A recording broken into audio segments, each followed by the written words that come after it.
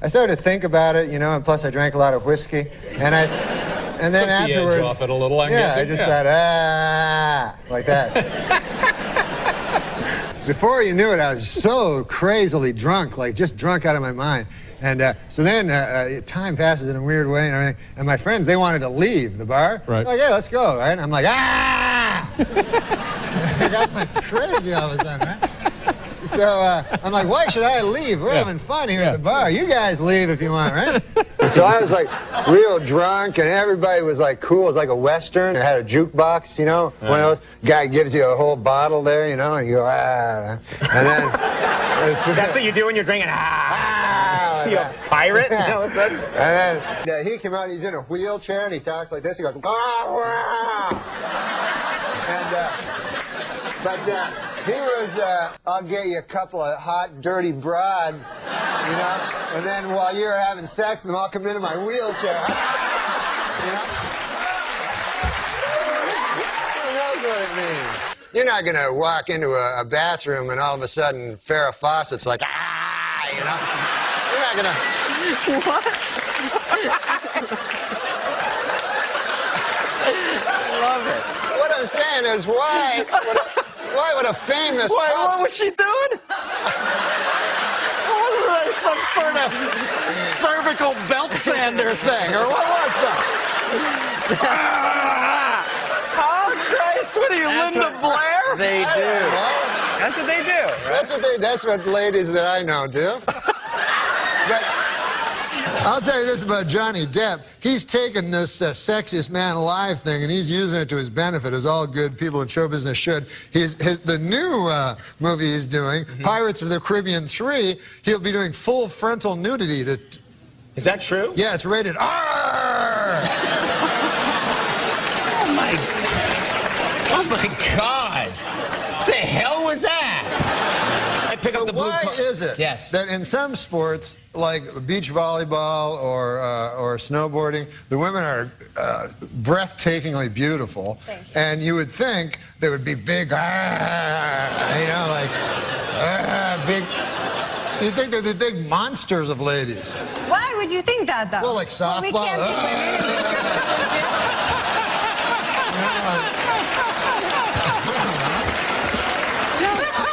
I keep reading like feud. There's no feud because No, there's not. I never did anything to him. That's right. For a feud, I'd have to be going, ah! You know? So I take out the mustard, I go, ah!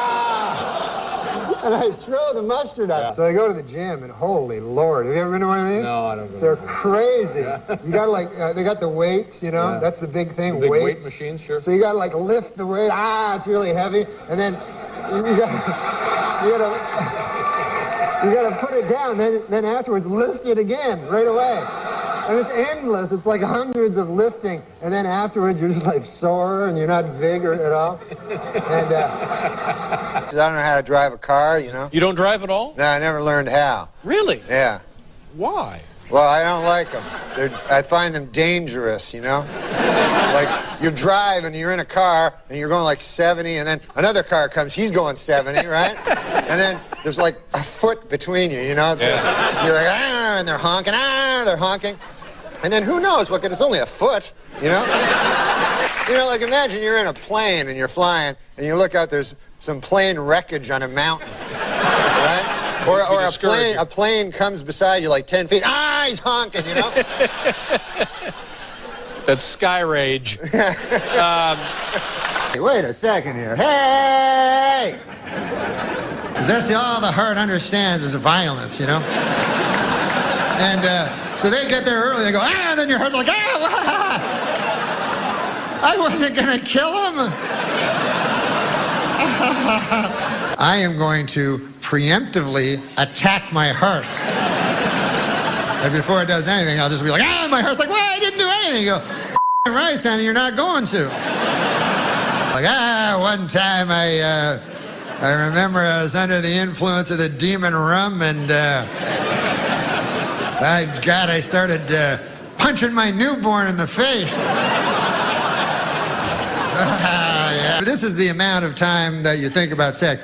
Every once in a while, But then the problem becomes, when you think about it, is all you can think about. You know, you're just like, like a f***ing werewolf or something. Like, usually you're a civilized human being. But then every couple of days you're like, the cancer's gonna jump up and go, Uncle Bert's wife, where is he? I won fair and square. You're like,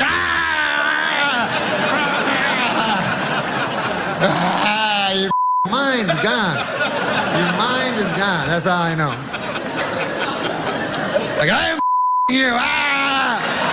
My is going hello? Yeah, hey, Frank, what's going on? Yeah, I remember that shirt. What about that? I gotta go.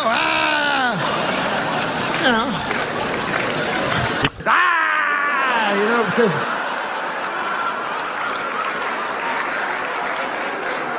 Fucking suck that venom. Yeah, you fucking suck that fucking venom. Yeah, you want to spit it out? You got a fucking mouth load. I'll fucking shoot it out of your face, you fucking cunt. You fucking whore. Oh, thanks, dude. I didn't get any of that in my mouth. Yeah, no problem, man. We'll be back with Simon Helber. You fucking sit down.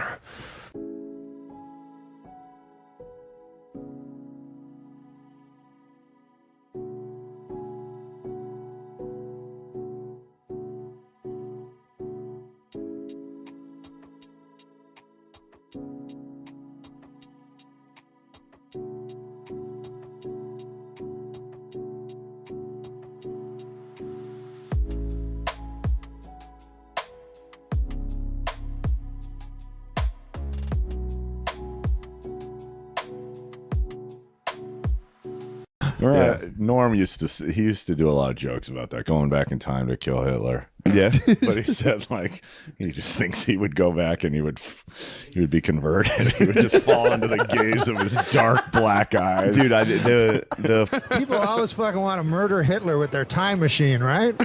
But then I feel if I got back there, I'd be afraid of falling under the spell of his fucking beautiful eyes. It's true. You want oratory, and be then locked in the gaze. Yeah, and then I join the fucking party. That's knowing his me. thing. He gives you his full attention. You're like, whoa, wait a minute. Maybe there's something to this guy. No, but before you ask another... 420 is one of my favorite comedy clips. We came up with that on the way to the studio. It's we were just so like, good. I was like, Dude, dude, you know what I'm talking about? It's 420 on their podcast, him and Norm's podcast. we were, And Norm's like, look, he's like, 420. And he's like, you're saying it's about smoking weed. Yeah. So this is what they say. 420 is a code term used primarily in North America that refers to the consumption of cannabis and, by extension, a way to identify oneself with cannabis subculture. He goes to the Wikipedia and he's like, oh, look at that. It was it's a statesman from Austria. Yeah, I remember. And then he starts reading about it. And then he's like, he did this. Odd-looking duck. Odd-looking duck, but he has black eyes. Yeah. And then he goes, oh, hold the fort.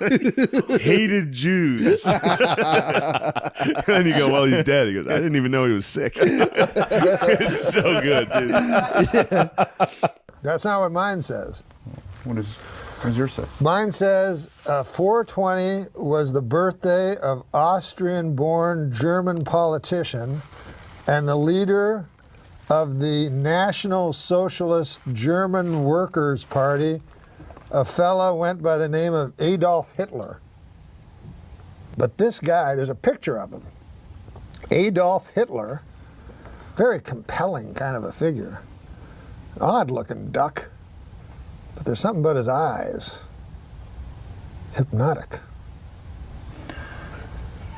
His eyes are almost entirely black. He was a decorated veteran of World War I. And he joined the war. Hold the fort. He hated Jews. How funny was it? The 9/11 Airlines. Oh my God! How'd you sit through this? How do you do this? 9/11 Airlines. He's like, Hey, for the 9th consecutive year, Nick, JetBlue Airlines ranked first for satisfaction among all North American airlines. But you know what ranked least in satisfaction? 9/11 Airlines. What a terrible name for an airline. It reminds me of that tragedy. Oh, 9/11. Yeah, don't laugh at 9/11 again. I was drudging through blood and bones in Manhattan to find my brother. It turns out he was in northern Canada. 9/11 Airlines reminds me of that tragedy. You know what the number one worst airline was? 9/11 Airlines. It reminds me of that tragedy. Dude. I tried to tell him not to laugh. Adam. I know. I walked through blood and bones in the streets of Manhattan trying to find my brother. Jesus. Yeah, he was in northern Canada. Is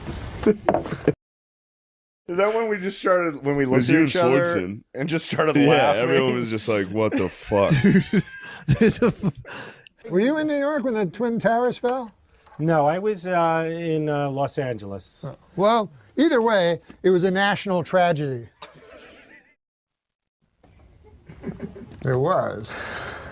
Yeah, I know. 9/11.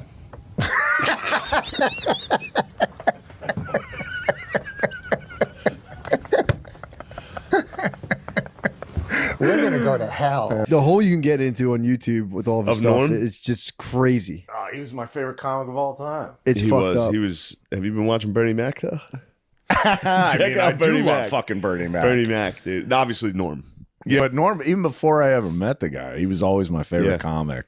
I thought he was brilliant.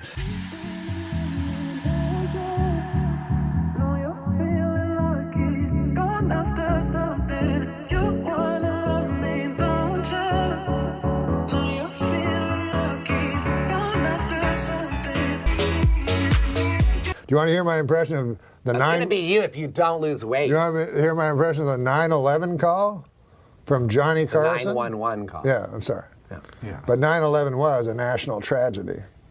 Yes, it was. Why'd you laugh at that? You said it. Johnny Carson died at 80 years old. Okay, Johnny Carson died at 80 years old. Would you like to hear my impression? Poor Mrs. Lane. He asked me to watch Chris Farley before he died. He said, you got to come to the after party at SNL, the one he did right before he died. So I go to the after party, and Chris... Norm or Chris? Well, me Who and died? Norm... Sorry, Joby's still on the phone. Me and Norm are watching Chris Farley, okay? Norm has to go talk to somebody. He goes, watch Farley. Farley disappears into a bathroom with Andy Dick for 5 minutes. Comes out in 5 minutes, smiling, whatever. Norm goes back and goes, how's it going? I go, well, I got bad news. Farley disappeared into a bathroom with Andy Dick. And I got to tell you, man, there's only two reasons a guy goes into a bathroom with Andy Dick. Neither one is good. And Norm went, holy fuck, I hope he's high. Let me hear this. I had to help watch. I had to help watch. Okay. So this is how fast Norm is, though. This is a testament to Norm's wit. So I'm at the party, and Norm is talking to somebody, and I'm watching. Do you have a normal knife? I'm on coke. I'm coke, though. So I see Farley disappear into a bathroom with Andy Dick. Okay, him and Andy go into a bathroom. Yeah. They come out 5 minutes later, they're giggling. Norm goes over to me. He goes, what's going on with Chris? Give it to me. Bad news, bro. He goes, what? I go, give me the knife. I gotta clean it with alcohol. I said, there's only two reasons a man goes into a bathroom with Andy Dick, and neither one of them's good. And Norm looked at me without missing a beat and said, holy fuck, I hope he's high.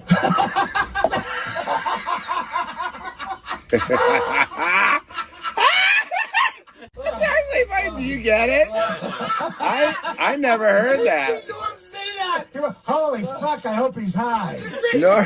Norm is so fucking funny, dude.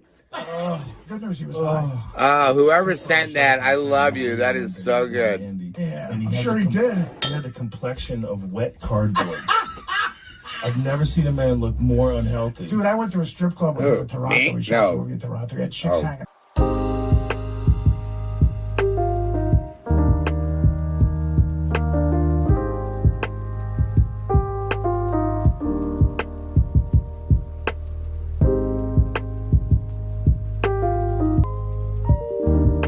But you remind me of a guy that's good at fucking. I love it. Fucking and sucking. Hey, Norm MacDonald's on the phone. You know I love Norm. And Norm? Yeah. Yeah? So, Norm, is it true? How are you, Norm? Is it true you've been up drinking all night? What? Who told you that? Gary. Oh, yeah, no, because I had to stay up Right. to write, so I decided to drink, but I'm not drunk. What have you been writing? What are you writing? What? What are you writing? I have to write... I have to write this movie. Oh, you're doing a movie? Sounds like a school project. Yeah. I have to write this movie. What do you got a date to turn it in? What's your story, man? Like, I mean, someone hired you to write a movie? Yeah, you know how, comedians, write movies, and then they get to be in them? Right. Oh, you're writing your own movie? Yeah, right. Oh, like Austin Powers or something. Yeah, like that. Yeah. Why don't you just do Austin Powers? That'd be great. So you started to drink? What? You started to drink while you were writing? What are you drinking? No, I wasn't. I was just drinking some Fresca. Fresca. He likes to drink. What is in that Fresca? He drinks a beer and then he urinates in the beer bottle. Good Lord. And his whole apartment is filled with beer bottle urination. No, let's forget about that. Isn't that true? No, that's... Tell the truth. You're the one who told me that. What? What? Somebody told me. No, he told me that. Really? Yeah. I thought somebody else told us and he confirmed it. Well, as Late Night with David Letterman inches toward the finale, many actors and comics are coming on to pay their final respects. Norm MacDonald closed out Friday's show by doing 5 minutes of stand-up and then paying a heartfelt tribute to his idol, saying Letterman is the greatest talk show host who ever lived. I have a couple of clips for you. The first clip is Norm fighting through tears, telling one last joke in Dave's honor. I remember Dave differently because the first time I saw him, I was 13 years old. I was living in...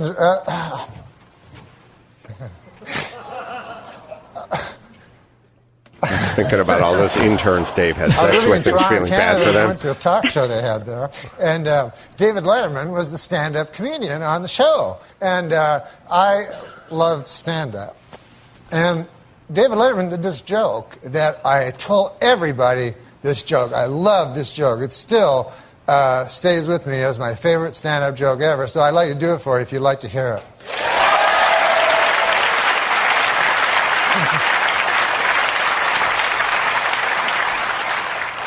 He goes, I was on the street the other day, and I saw a garbage truck, and on the back of the garbage truck, there was a small sign that said, "Please do not follow too closely. Another of life's simple pleasures ruined by a meddling bureaucracy," ladies and gentlemen.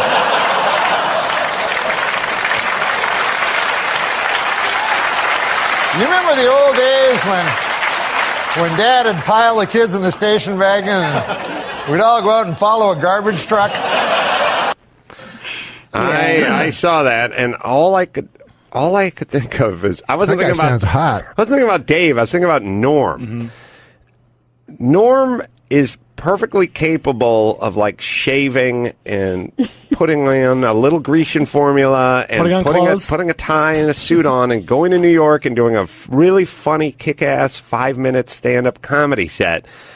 But then you talk to him about doing podcasts or projects or teaming up or whatever. It's like, Norm can't leave his apartment because if he gets up, he'll kick over a jug of urine and he'll lose his cleaning deposit. And he does not drive. He does not drive himself. Oh, no, he does not. By the way, move to L.A. and then make the proclamation, "I don't drive." And it's like saying, I can't be employed. He should just fucking take ropes and put himself onto the bed like James Caan in Misery. He doesn't drive? No, he does not drive. Why? He has a helper person, female, whatever. So it's so insane. And then, people tweet me all the time like, hey, get Norm on, man. You guys are dynamite together. Everyone loves you and Norm together. And I'm like, it would be awesome if he was capable of getting inside of a Volvo and propelling himself in my direction. Where does he live? He lives somewhere on the west side, sort of beach city. Oh, he's in L.A.? Yeah, he's in L.A. Okay. All right. He does not drive. Well, that can be fixed. I agree. Are you taking his beautiful Dave Letterman moment and making it about the fact that you can't get him to do anything with you? That's exactly what's happening. Yeah. I just see the guy. I'm seeing it because he is so good when he wants to be good.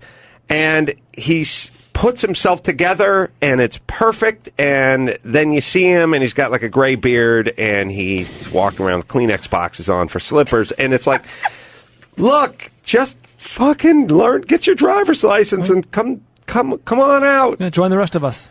It's in society. Well, no, I feel like Norm's talent is being wasted in Norm's apartment instead of out with us. Which I believe now. See, I don't know anything about what Norm's doing. You catch him every now and then on a clip. You catch him. Maybe he calls in somewhere, and I've seen him there. He seems to tweet a lot now, though. Yes. He'll tweet. Guess what you can do from your living room. He'll watch an entire round of golf, the Masters. He'll tweet every shot. He'll go on long rants. Well, he showed up at the SNL thing. Yeah, I know. I mean, that's the whole thing. He's capable. He cleans himself up, he shaves, he puts on a suit, and he goes out and does a really funny stand-up set. And you wouldn't even need him to clean himself up or a suit. I'm wearing pajamas right now with slippers. I'm wearing fucking practically pajamas myself.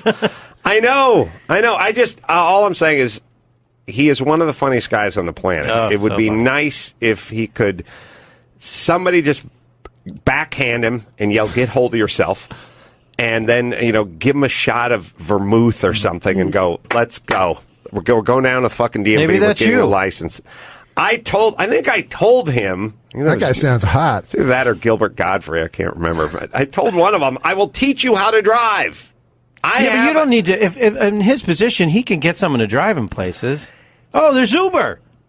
I love Uber. Oh, you hate Uber? No, I love it. I just can't. It's impossible. The answer, yes, is you could get someone to do it. Has he never Maybe driven? he just has a social phobia that only goes away when he goes to New York for major television farewells and finales. Was there a driving-related trauma? I don't want to belabor this, but I'm fascinated. No, there are many people that they're allowed to just announce to the world that they're nuts, essentially.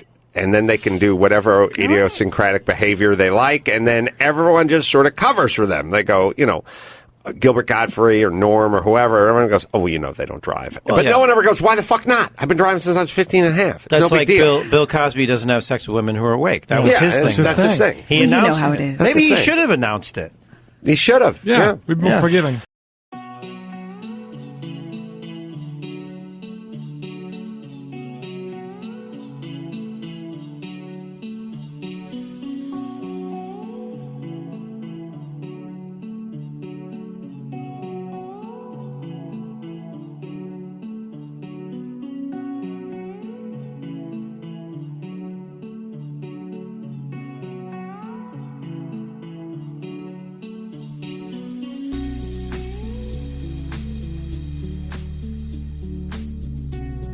You feel that the new comedy, there's so much atheists.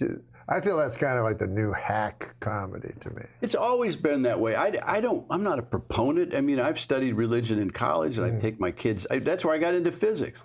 See, the chances of this thing happening, like by accident, carbon-based life forms, at heavy stars, deuterium, and you get into the quantum physics of it, it's very peculiar that we're here at all. Yes. It's very peculiar that this worked like this. And some of these ancient texts, especially Jewish texts, I give these Jews great credit because there was 300 or 400 years before the Buddhists. They came up with law from Sumerians, Babylonians, blah, blah, blah. But basically, without law, we'd eat each other. The human nature, this is, I think John Wayne said, you can't legislate it. He said, he turned from a very good progressive from Democrat to a Republican because he got pushed by we think. And he said, listen, you can't legislate human behavior. You put 30 people in a room, give them all $1. In a week, 2 guys are going to have all the money. That's just how it works. Yeah. People do this evolution of mankind. And I said, I've never been, I got kicked out of more churches because of stupid crap I'd say. Like even the bishop said, we just don't want you around here anymore. I mean, literally. Well, don't you find sometimes the problems with atheism is that really their problems are with churches, not with God? Well, listen. They go, there's no God because a priest fucked a kid. It doesn't make any sense. No, and I said, my older daughter's atheist, and I said, well, philosophically, it's an irony there too, because atheists don't believe in God. Well, there has to be a God for you not to believe in. And my daughter goes, she's still in therapy over that. No, I always wonder about that because, and also, the atheists are usually choosing a God not to believe it. You have to have a God not to. Otherwise, like Dawkins doesn't believe in a Christian God specifically. Exactly. And I said, there's a Mark Kornhauser, used to be a magician that I work with all the time. And this is one of my analogies for the spiritual life. He goes, he did that trick where you rip a newspaper. Remember, magicians always worked with us with prop acts, and comics probably are going prop act. You know, a lot of prop acts I like. The Amazing Jonathan is hysterical, and I like magicians. But you rip the newspaper, and then you unfold it. And I'm on stage going, "It's magic." I watched both hands. There's no, he didn't. You know, I couldn't get it. So I backstage said, "Show me that." He goes, "No, I'm not showing you that. If I show it to you, 3 things will happen. You'll go, oh shit, that's stupid.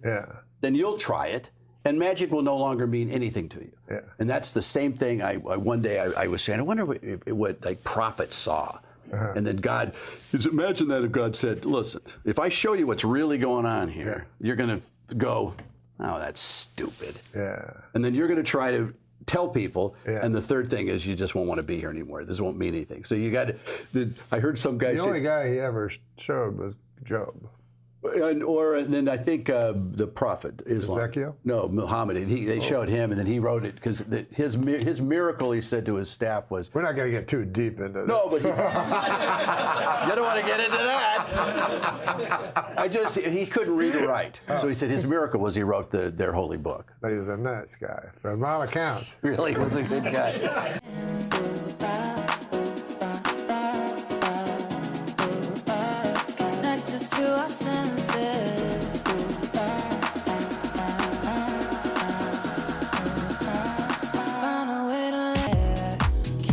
I actually got into an argument on the subway, and the guy quoted the Bible at me. That is not fair. Like, if you get to quote from your favorite book, I should be able to quote from my favorite book, right? He was like, men do not live on bread alone, Matthew 4:4. And it's like, everybody's a little bit magic, Harry Potter, chapter 7. It's not a fair fight, right? One of those books is a classic about a man who has sacrificed himself for the good of the world, and the other is the Bible. Do you know what I'm saying, people? I disagree. I don't think the Bible joke is brave at all. I think if you're going to take on an entire religion, you should maybe know what you're talking about. J.K. Rowling is a Christian, and J.K. Rowling famously said that if you're familiar with the scriptures, you could easily guess the ending of her book. Huh? Okay. I don't like it. No, but Bob has a beautiful face, like a flower. Yeah, cauliflower.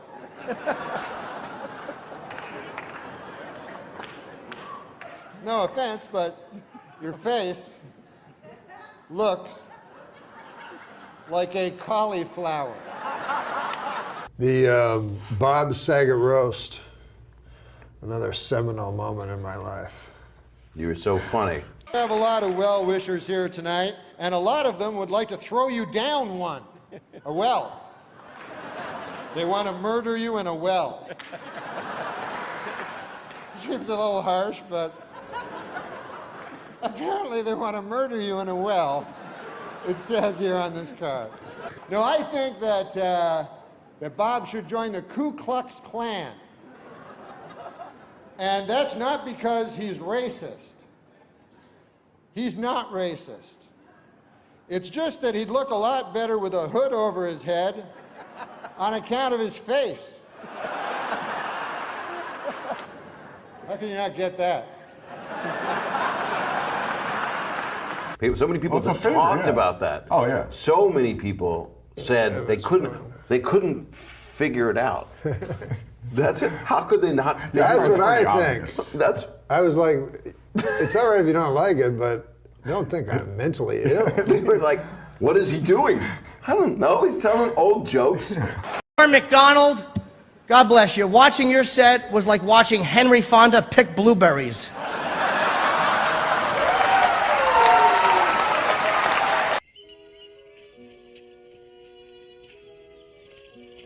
Why, I don't think there's a person in here that would not love to watch Henry Fonda pick blueberries. Well, it's time to do jokes. This is where Norm. we put in a big thing. Jokes. Yeah. Two businessmen bought the Milwaukee Bucks for $550 million. They are very excited with their purchase, as this is the only legal way to own black people. Now that is here, and I read that. Well, you're not there. You know how businessmen are racist? They are. Yeah, so it's them being racist. They not are. You. The two businessmen that bought the Milwaukee Bucks for $550 million are racist, according they're to this. Fine, man. Give me one that doesn't offend many people. This is not topical. It's just about. It's as if it's as if it's about your life. You know. How come none of my friends ever have a dungeon? Instead, they all just have rape dungeons. So it's not a regular dungeon, is what you're saying. Dungeon. Thanks again. The bus. I've never been thrown under an entire Trailways fleet. You asked me who was in the presence of Dean Martin at Hamburger Hamlet. You know everything about That's what me. I meant. That's where I saw him. Was it Hamburger Hamlet? Yeah, I didn't That's where know. I saw him also. We must have talked about it too. I don't know. Well, he'd always be in Hamburger Hamlet. And I walked in there and he had lost his son, and he was nice, and I just went, I found your son.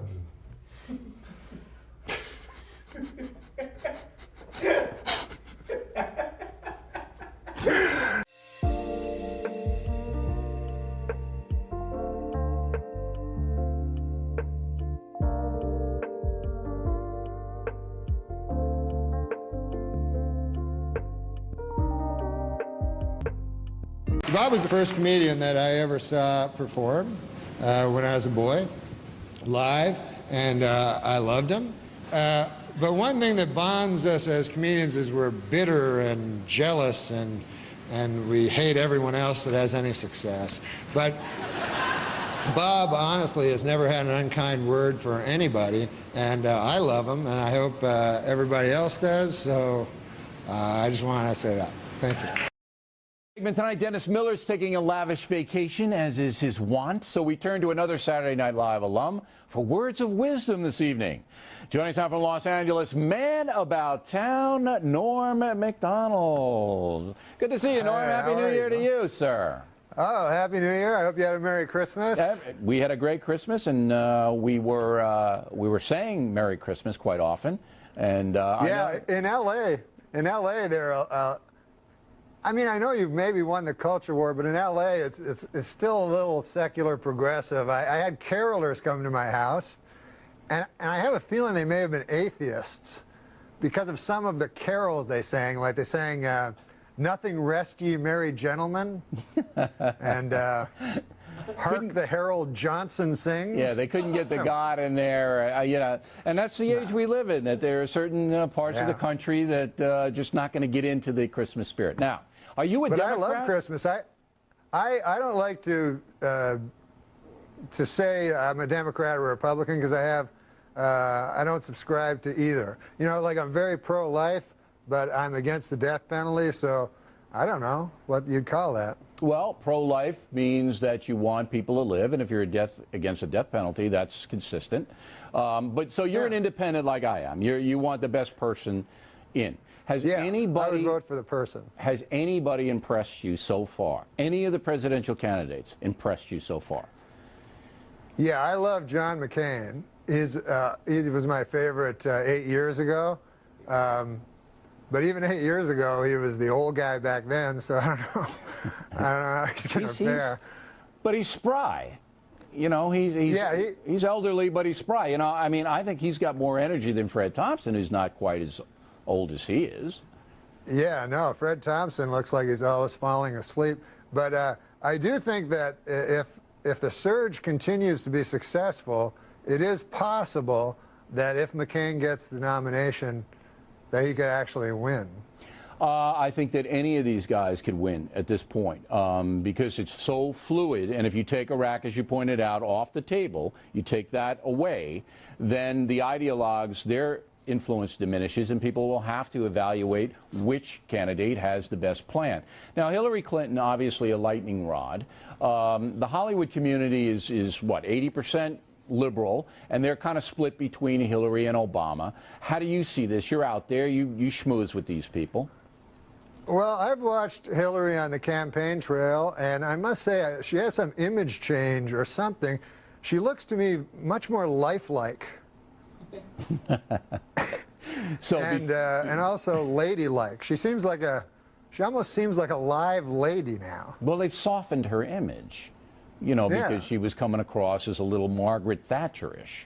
You know what I mean? Yes. Do what I say or I'll kick your butt. And now they're trying to say, do what I say or somebody else will kick your butt. Not me, because I don't want to get my hair messed up. But the Obama-Hillary Hollywood conflict. See, they're all liberal, but they just don't know which way to go out there. And I feel their pain, don't you? Yeah, I know Obama this guy's like a freight train. And now that Dennis Kucinich has said that he might throw his support, man, he's going to be unstoppable with that. That's right. So that's at least six or seven votes that Sean Penn. That's the equivalent of me throwing my delegates behind him. Now, when you... I think Kucinich is just barely above Ahmadinejad on the polls right now. Yeah, Kucinich and Ahmadinejad are running neck and neck, but we like Kucinich. No matter what you think about his politics, he's a stand-up guy. Now, Miller loves Giuliani. Miller is like Giuliani guy. What do you think about the mayor? Well, he's pro-choice, which is a little bit of a problem with me, but I remember when I was in New York, and my God, he changed that city around like crazy. He did such a great job. And I remember like my friends complaining, they were like, oh, Times Square, it lost all its character. But I lived in New York during that time, and Times Square was just prostitutes and junkies and serial killers prowling arcade. I mean, there was, it wasn't character. It wasn't like... That's the liberal platform. Exactly they like that Junction. Stuff. Right, it wasn't Petticoat. That's secular progressive heaven you just described there, Norm. That's what they want. Come on. Yeah. It's diversity, man. It's diversity. Norm MacDonald on demand. Yeah, that's right. Norm MacDonald. Thanks for filling in for Miller. We appreciate it. Happy New Year to you, Norm. When we...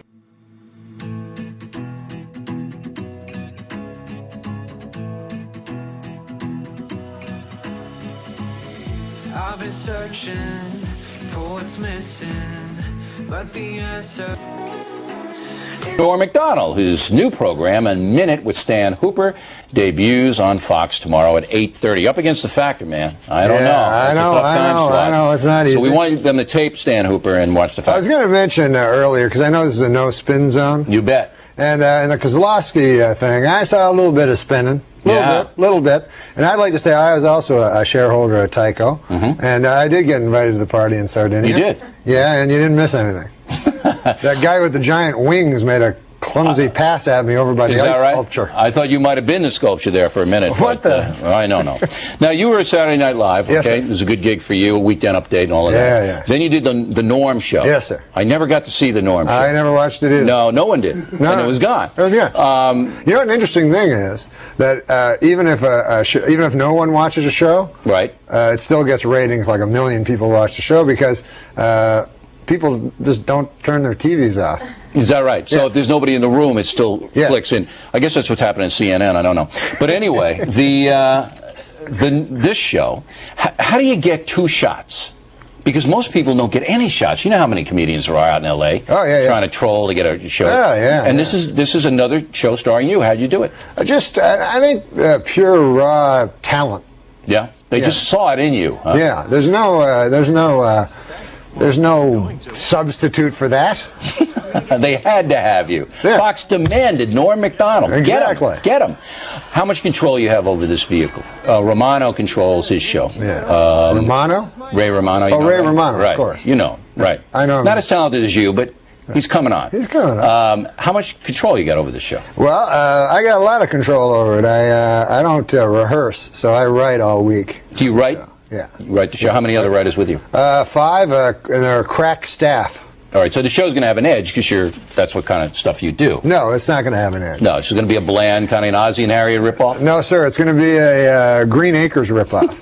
I can just see you in the overalls. Yeah. You play a commentator on television. I play a commentator. I hate those guys. Yeah. I don't care for him either. I play a guy that works in New York. You understand? And he does his minute every week. Like Andy Rooney. Not Andy Rooney. He's not a humorist. He extols the virtues of small town life, like Mr. Charles Osgood. Oh. And but he's very disconnected. He goes to parties at William Paley's house. You look a little like Osgood. Run that picture back. Can you put it next to Norm's face? Yeah, I can. That's you in 8 years after you work for Fox. That's how you're going to age. Okay. Believe me, I've been here 7 years. That's how you age. I don't look like that. I'm trying to look like that. So you moved to a small town in Wisconsin, right? Yes, sir. Okay, and that's going to be funny. I'm going to be amused by that. I'm not going to spin you. No, you're not going to care for it at all.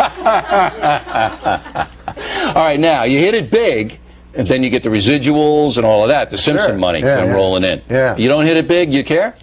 Well, first of all, I believe the actors in The Simpsons.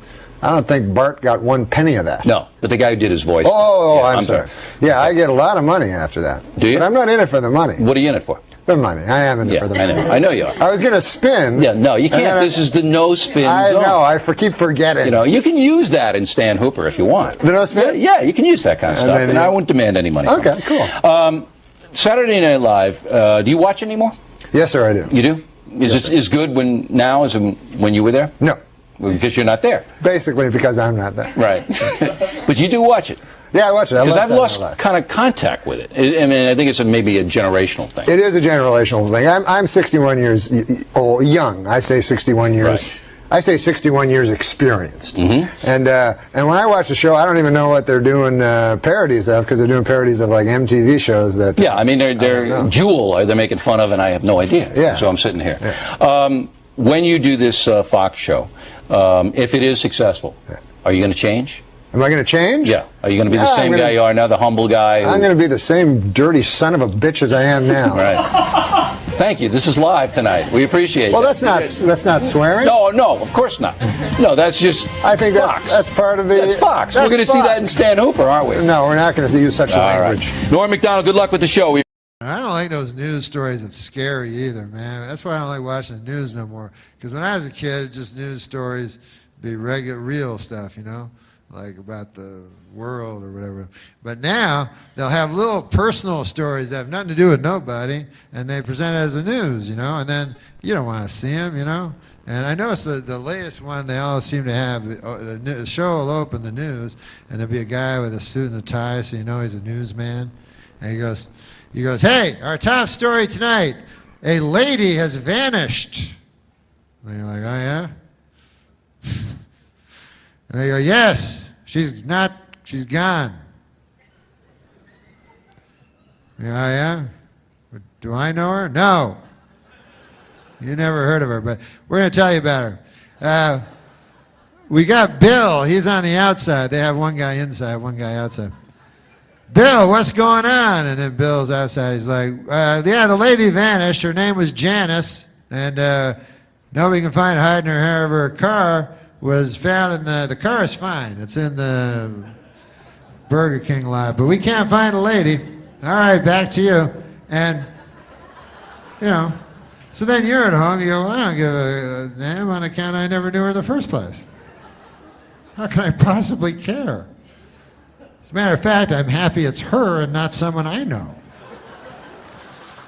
So, but then they go, we'll tell you about her. You go, no, that's cool, I don't really want to know. But they can't help themselves, They go, here she, oh, hey, Bill, you still outside? And he's like, yeah, of course. And they go, we understand you have some friends, a Janice, to tell you about. Yes, we've been talking to some of her friends anyways. Turns out she's a good lady.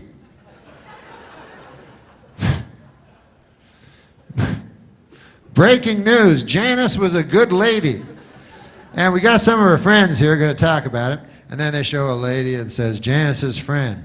And she says, oh, Janice, man, she was the greatest. She was the kind of person where you could walk into a room and she would light up the whole room. It was amazing. She didn't have a light or nothing like that. She would just somehow, through sheer tyranny of will, she could make a room light up.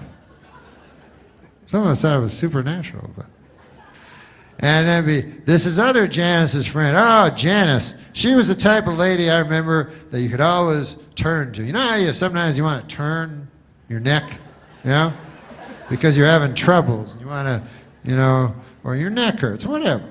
But when you turn, the person you most want to see in your eye line would be Janice, you know. And then, if say Janice's other friend that wasn't one of the first two. Well, Janice, she's the kind of person you could be talking to your best friend the whole world, you know. And then Janice comes in and goes, "Screw you, I'm talking to Janice." You know, you go over to Janice. She's a better person than you. It's Janice. And so then at home you start to get invested in Janice. You start liking her. You know what I mean? And every day they show you more about Janice, you know, and they show different home videos of her, and you're like, "Hey, honey, look! Oh, I like that hat she's wearing. She's eating a piece of pizza," you know. And you start really liking her, you know. You go, "Ah, man, that lady's nice. I'd like to meet her one day. That'd be, oh, I forgot she vanished. Oh, well, they'll find her. I'm sure of it." Then you get hope, you know, and all you can think about is Janice. You know? Your feverish dreams are commanded by Janice's spirit, you know? You can't even think right, you know? And every day you're turning on the news, man, what's going on with Janice? And they keep going, telling, you know, and things progress, you know, and Bill's still outside, and he's like, "We're still looking. It's been 3 weeks now, but as we speak, everyone's combing the woods behind me as we speak." And then you're at home. You go, "Oh no, not the woods." You don't like to hear that. Nothing good ever happens in the woods. I've seen enough of these stories to realize that Janice is not going to come bounding out of the woods anytime soon. It's like, "Hey, what's going on, everybody? I was just taking a stroll through the woods. What's going on? Why are you taking pictures of me anyway? What's going on?" Now, if they find you in the woods, generally, they find you in one spot. As a matter of fact, exclusively, every time, if you're found in the woods, you're found in a shallow grave. That's the way it works. I don't know why, but I've seen enough Bill Curtis specials to know that shallow grave is where you want to end up. Certain things you don't want on your death certificate. One would be shallow grave.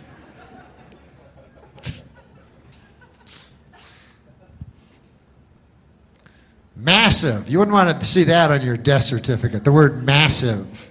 Or maybe you would. I don't know. Maybe that'd be a good one.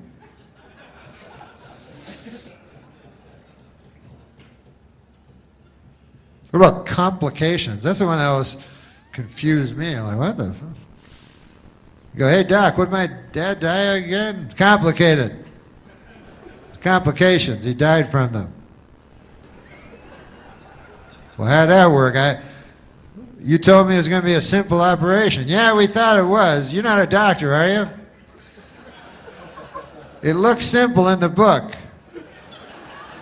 But once we cut him open, man, a lot of red stringy stuff in your dad. Very complicated when you get in there, really.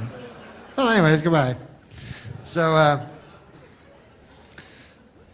yeah, you don't want to see a shallow grave in any of your, you know, in any of the Fourth Estate's account on your being dispatched. So, and also, doesn't it seem a little rash, a shallow grave, you know? Like after all their planning, these serial killers, they're supposed to be so cunning, you know, so diabolical according to the TV movies I've seen. And doesn't it seem a little rash at the end that all of a sudden it's just shallow grave, you know? It's just, wouldn't you think they'd go to a little, yeah? There's like, there you go, a couple of leaves and a twig. That doesn't look like Janice. I don't remember Janice having twigs and leaves all over her. Nobody will find her. A Boy Scout ain't going to stumble over her tomorrow morning, I know that much. I'm going home and await the authorities. And then they go home. Now,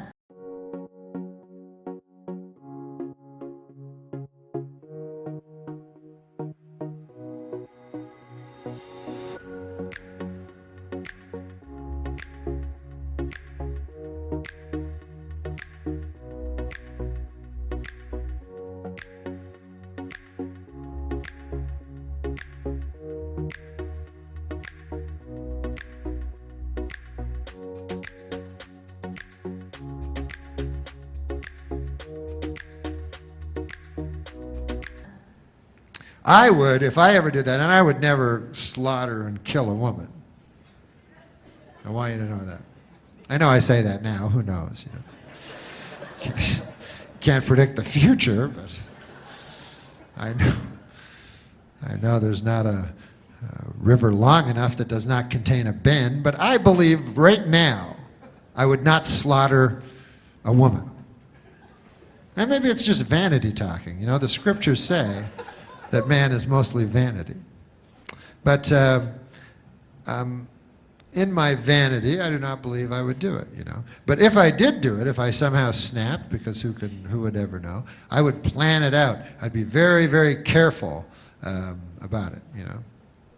I would track the lady, you know. Because you know, there's still a stigma, even in today's enlightened society, when you slaughter a lady. So I would track the lady.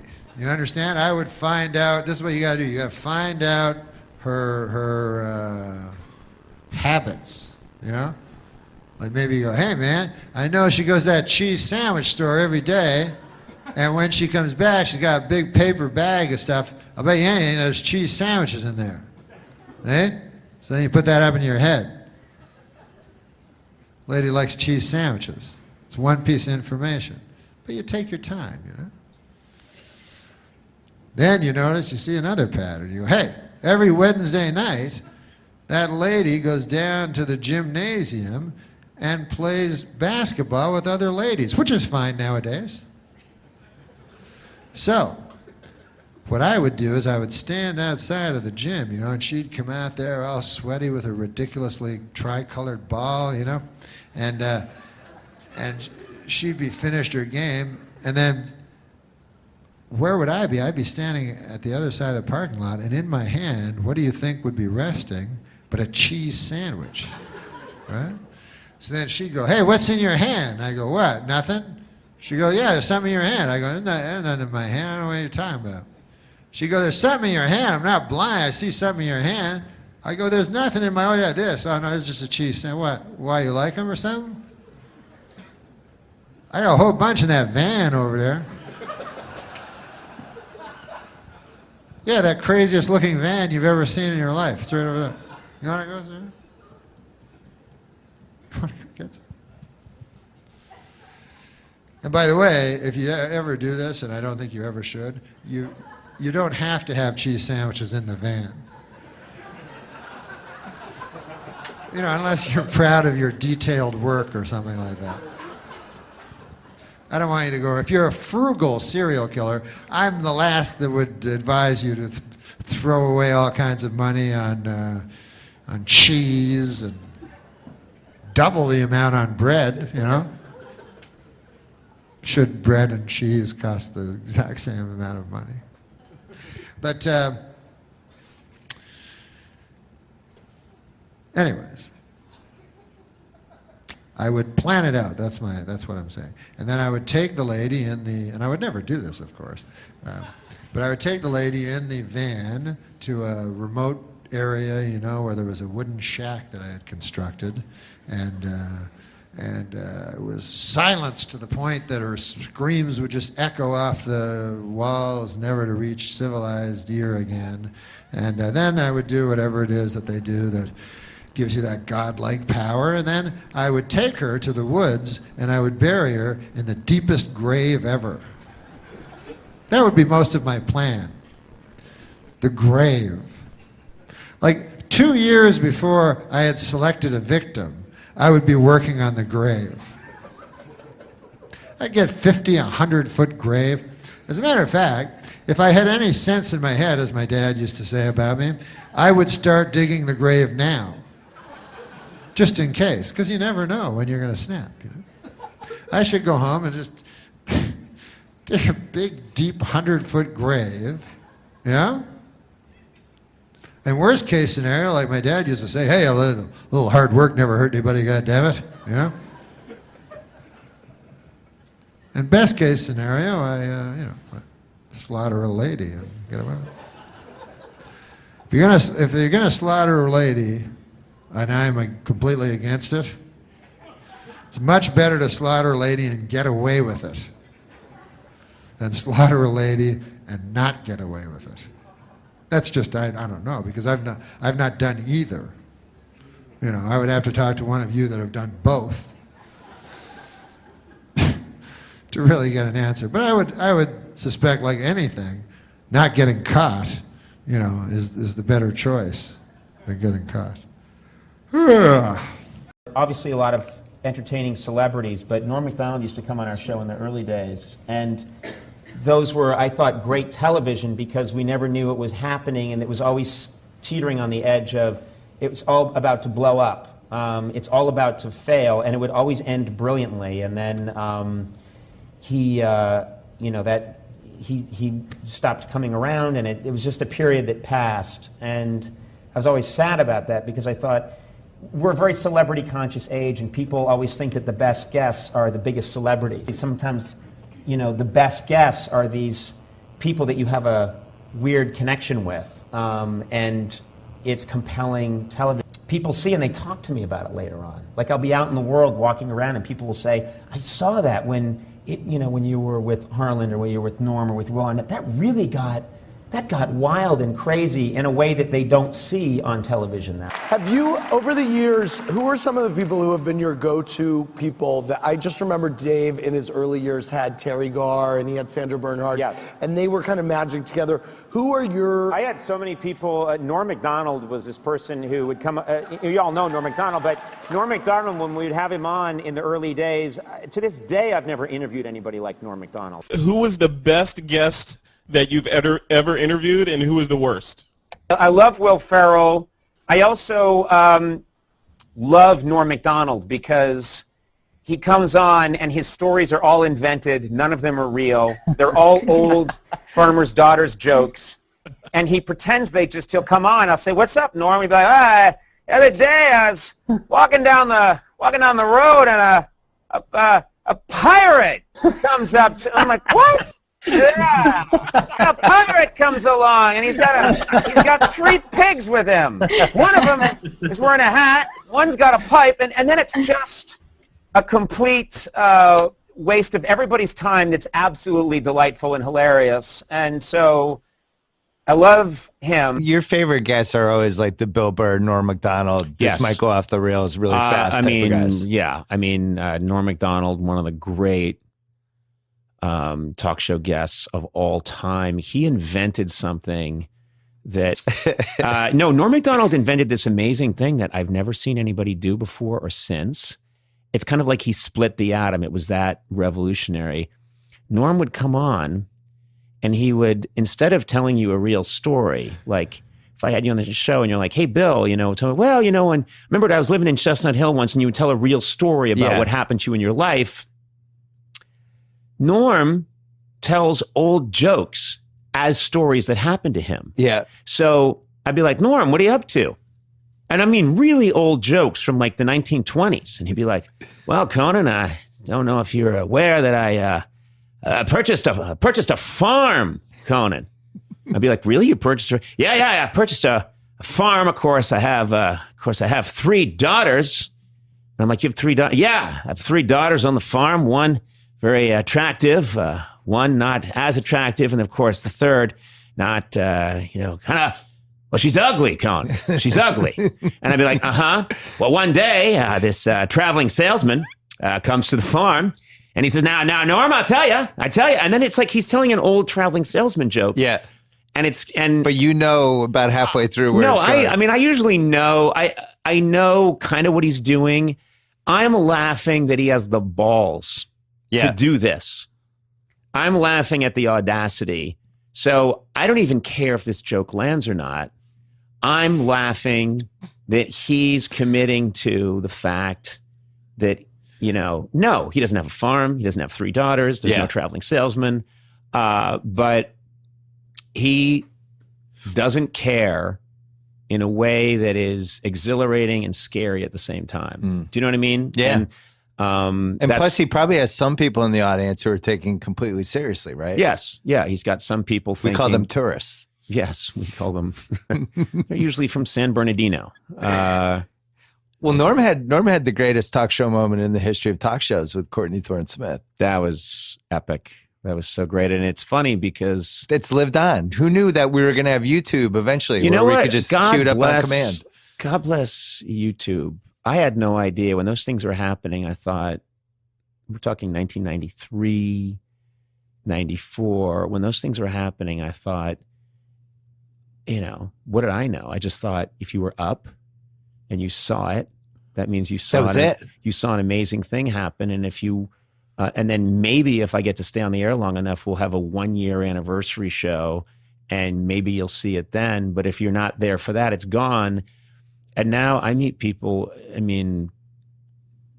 that around the world that will say, oh, I just saw that thing with you and Norm and Courtney Thorne Smith. And I'll think that was a moment of my life when I was 30. Yeah.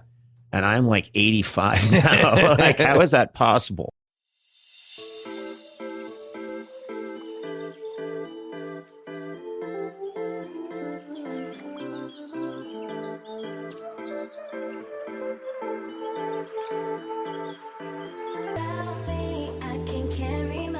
But what's the movie going to be called? Well, I know what it's going to be called. Yeah, what's that? If it's got Carrot Top in it, you know what a good name for it would be? What's that, Norm? Box Office Poison. She's in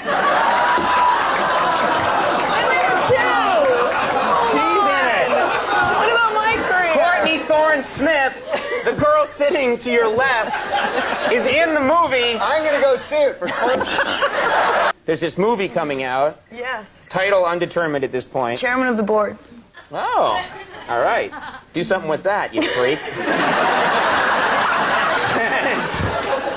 I bet the board is spelled B-O-R-E-D.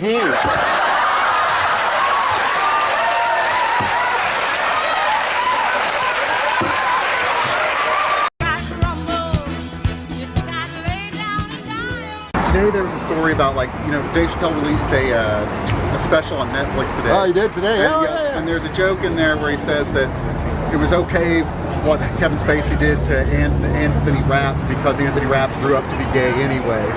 And he went on to say it's actually not okay, but he's taking some heat for it. Do you think it's right or wrong for him to say something like that? Do you think it's okay to say? Or what do you think? I think Chappelle's the greatest comedian. If women are actually equal to men, then there would be no WNBA, would there? You would just be good enough to play in the NBA with us. Or, here's another idea that's going to be very controversial.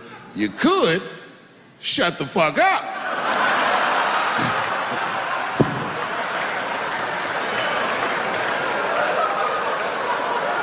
After closing out a successful first season, the WNBA is considering several changes to improve the level of play in the league next year. Among the proposals, extending the playoffs, increasing salaries, bringing back the three-point line, and replacing all the female players with guys.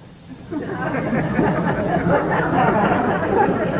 WNBA officials expanded to 10 teams this week, adding franchises in Detroit and Washington, D.C. But before you get too excited about the new additions to the league, remember, all of the players are still women. They stink at basketball, that's the problem. Other than that, it'd be a good, good game, but they're all horrible, so it makes for a kind of a boring game. The next time I watch a WNBA game will be the first time I watch a WNBA game.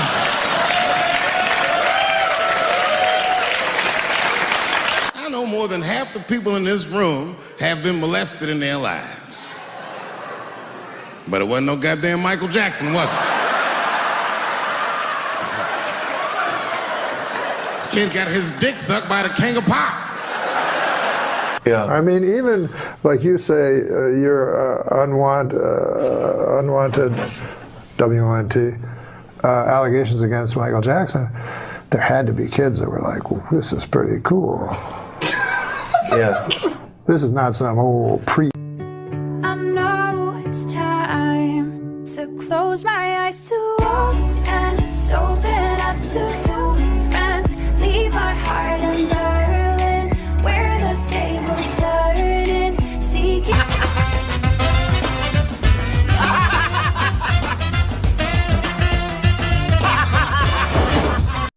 He anchors the Weekend Update on Saturday Night Live, and he has recently quit the nasty habit of smoking. Norm MacDonald. Norm!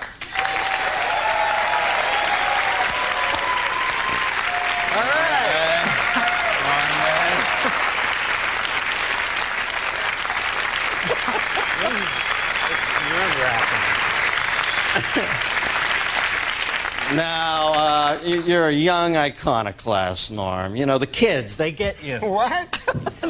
I was going to wear a suit, and I don't need to. I like this whole D.B. Cooper look for you, man. This is... Now, is he the guy that jumped out of the plane? No. He's married to Alice Cooper. Now, the thing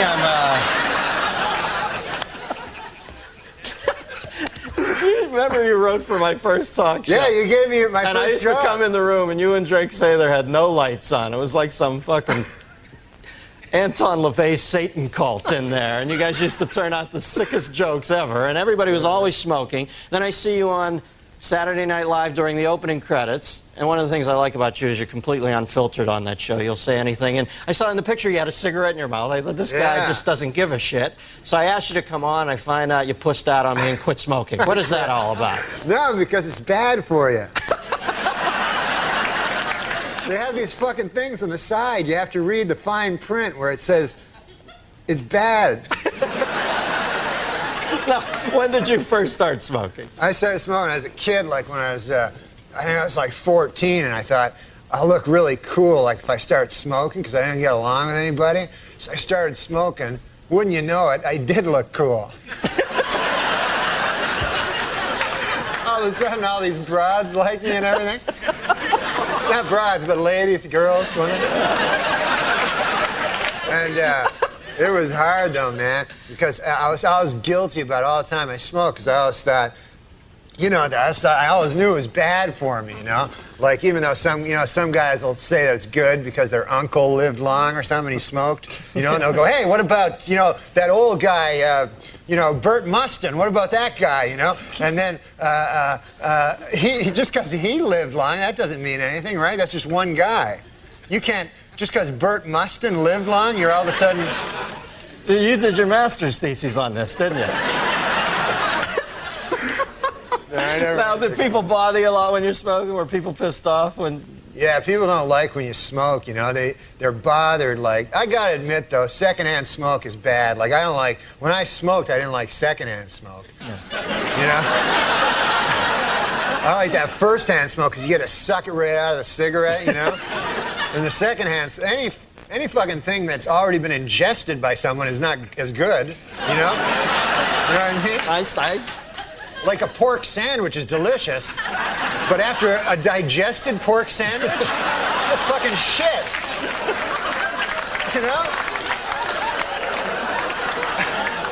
You can't fight that logic, Norman. You cannot?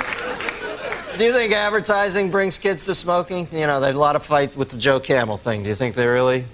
Yeah, definitely they got it. Because the thing is this. The advertisers, they got to go after kids because they're not going to get adults. Like, there's not going to be a 50-year-old guy going, hey, I should start smoking. That goddamn Camel. Look at him. They got to get little children. Joe Camel. Yeah. That's a frightening-looking beast. He looks like a cock. I didn't make this up. And I know you don't mind first-hand cock, but... You don't know that. Don't say that. I know how this stuff happens, man. Because a buddy of mine worked on Saturday Night Live, and he said he was a fag once as a joke. Then he said, everybody comes up to him and saying, are you a fag? Gay man, I mean? Show about smoking. They thought you meant the British word for cigarette. All right. Exactly. Can I bum a fag? That's what they say in England. Where else? All right. The thing about Joe Camel looking like a cock, Dennis. Oh, yeah. I lost my train of thought. Thanks for bringing me back. Is this. This is what I've noticed. He doesn't even look like a fucking camel. He looks so much like a cock because you know how it's usually subliminal? Yeah. Where you have to find the cock, right? This character, you have to find the goddamn camel.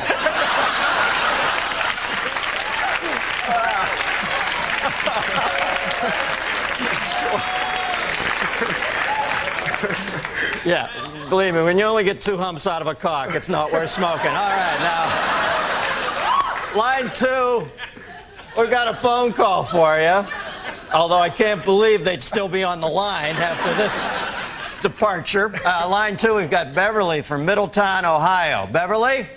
Yeah, hi, Dennis. Hi, Norm. Hi, you didn't know my name, I don't think. Yes, I did. I watched Saturday Night. Do you like it? Yeah.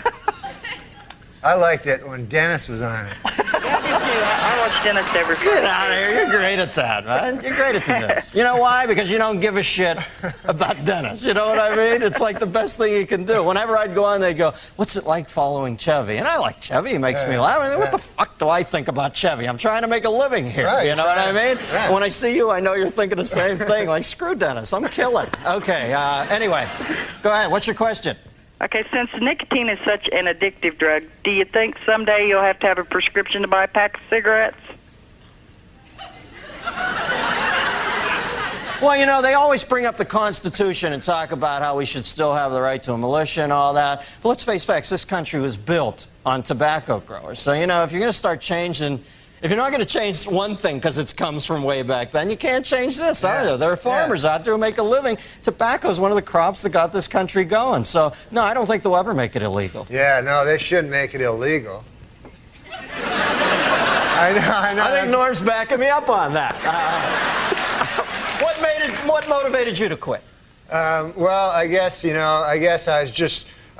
read this thing about how it was like a phallic symbol, and that my doctor went in. He said, you probably have an oral fixation, which you know what that means. Let's not kid ourselves, right? So that's why I always smoke like cigarettes instead of cigars, because if I'm gonna have I like a little white thin cock, you know. Are we back to cocks again? Huh? I go away to Ohio, Middletown, the center of the universe, to take a nice clean call, and then I space out. I'm thinking I can't listen to Norm for a second. I gotta get a time cue here. I come back and you're talking about having a thin white cock in your I don't have a thin white cock in my cock. You mean? No.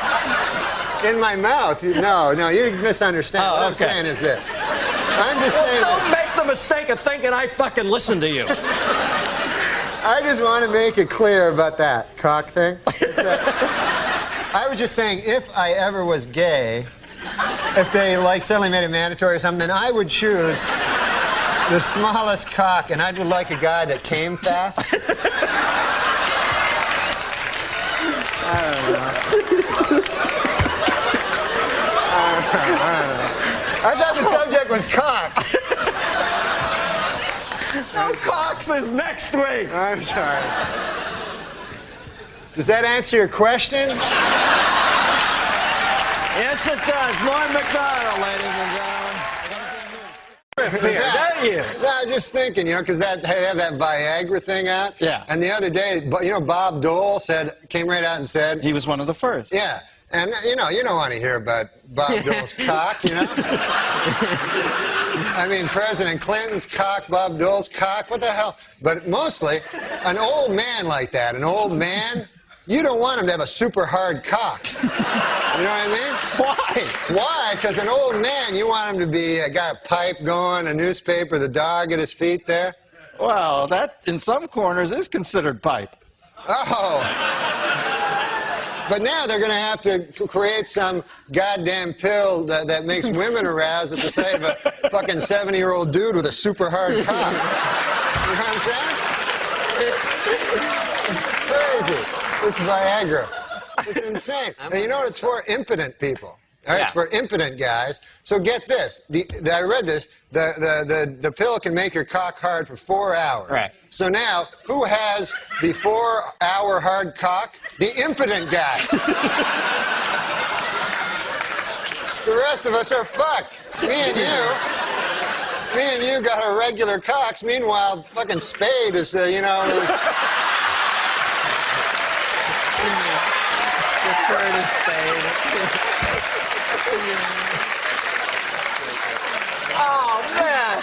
I didn't see it. I didn't see it coming. Dude, I either. know you didn't. He brought it all around and then a vicious rib kick into his best friend's gut.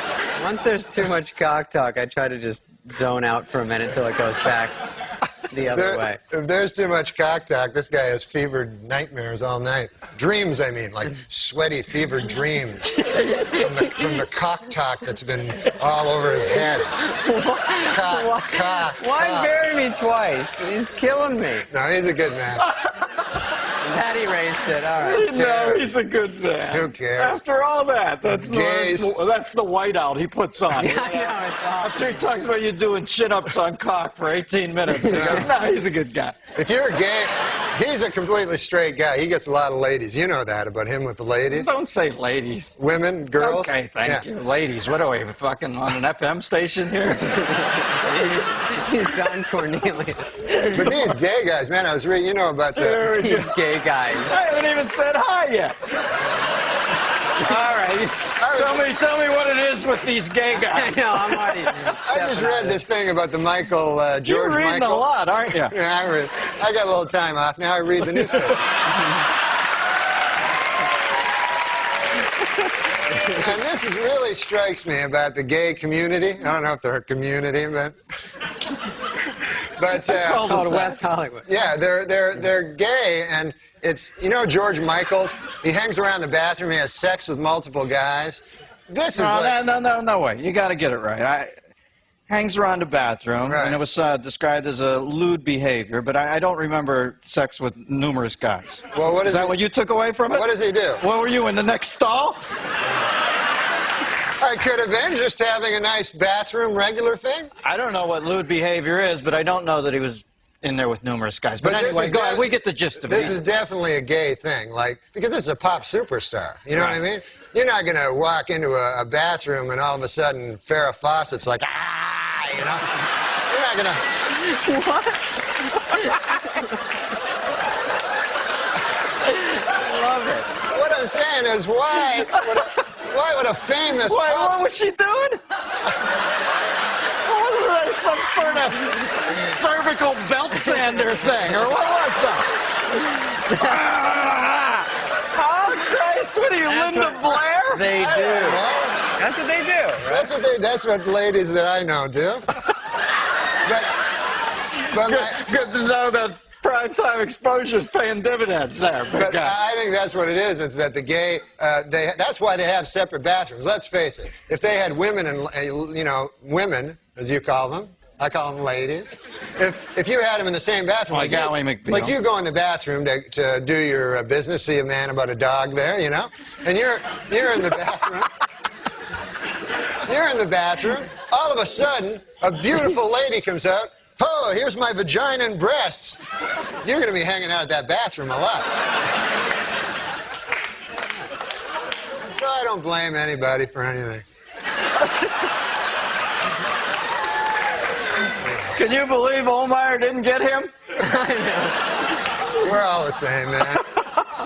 Have you ever met Olmeyer since then? Don Olmeyer I met once, yeah, after he fired me. Yeah. Then I went and visited him in his office, which was, it wasn't an office I've never seen. It was like a wet bar and a bunch of weird sports trophies. He's a big sports guy, you know. Yeah. So he explained it to me what happened, but he did it all with sports stuff, you know. Like he said, man, you see, you're the number 3 hitter, but now you're going to be number 8.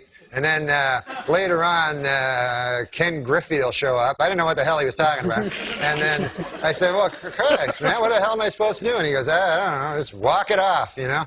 And I'll put it in sports terms why you got fired. You were fucking with OJ too much. That's exactly why you were fired, man. Well, I don't know. That's his buddy. Yeah, it's his buddy. Yeah, well, that's why you got canned. OJ's a good guy. I mean, he's not... Well, we got to end on that, Normie, but there's what they'll remember you by. OJ's a good guy. Man, Thanks for coming on. Norm MacDonald and David Spade. Stick around, guys. New songs on the radio sounding fake. Prince and Genesis were better anyway.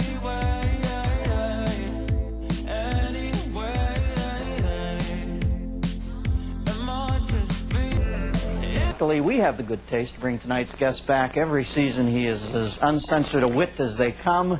His new sitcom, The Norm Show, is on ABC Wednesdays at 9:30. Please welcome George Wendt, ladies and gentlemen. They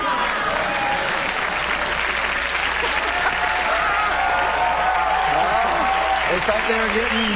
Georgie Wendt!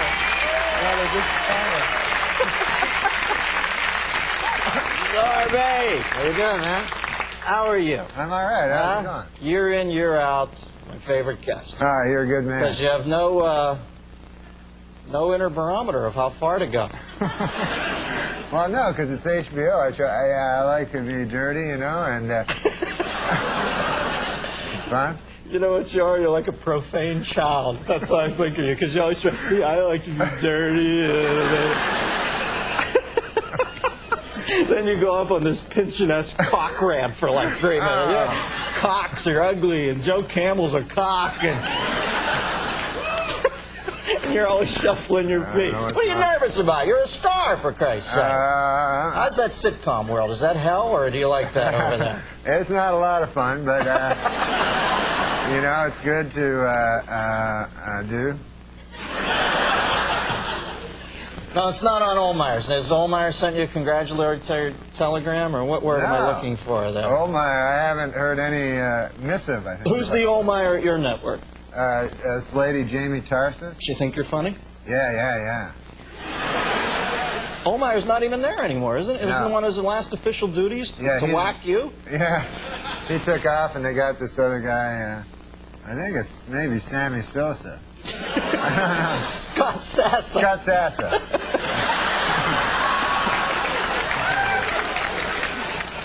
All right, now I'm going to do a Rorschach thing. What flashes into your mind when I say bad taste? What do you find bad taste? Well, there was this performance art guy I remember in New York that his whole big thing was he'd take a picture of our Lord and Savior Jesus Christ of Nazareth, and then... Oh, that's Jesus Christ. Yeah. And then his whole act is he'd piss on it with his cock. Wow, you know, at least he showed respect. He could have pissed with his, what, arm? You're right. So I thought that was really and horribly bad That's over taste. the line, as far as... Yeah, because Jesus Christ, you know, he died for the guy's sin, and then the guy pisses on his picture. And it was a picture of Jesus dying for his sins. Like he was on the cross going, oh, I'm dying for the guy's sins. And then this guy's like pissing all over it. But, you know, when Judgment Day comes, he's going to have to face Jesus Christ of Almighty of Nazareth, you know. And Jesus is going to say, hey, asshole, what's with the peeing on my picture? Yeah. That negates every other good thing he ever did, you know. Yeah. He's like, you don't piss on my picture. Nah. You don't want to come up to the gates of heaven, God's leaning there with a nunchuck strapped around his neck, you know. How do you go, I'll have some performance art for you while the fucking devil shoves some coal up your ass.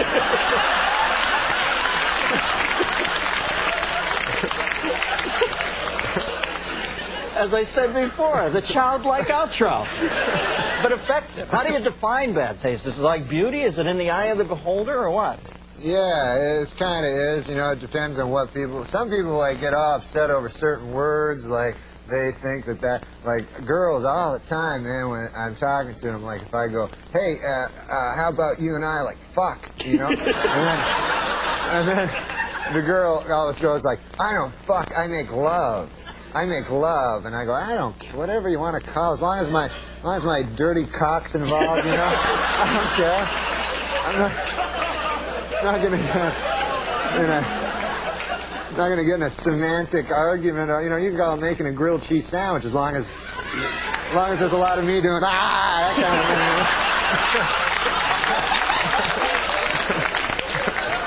thing. Now, what's the earliest into a hitting on a woman that you've ever said, I want to fuck you?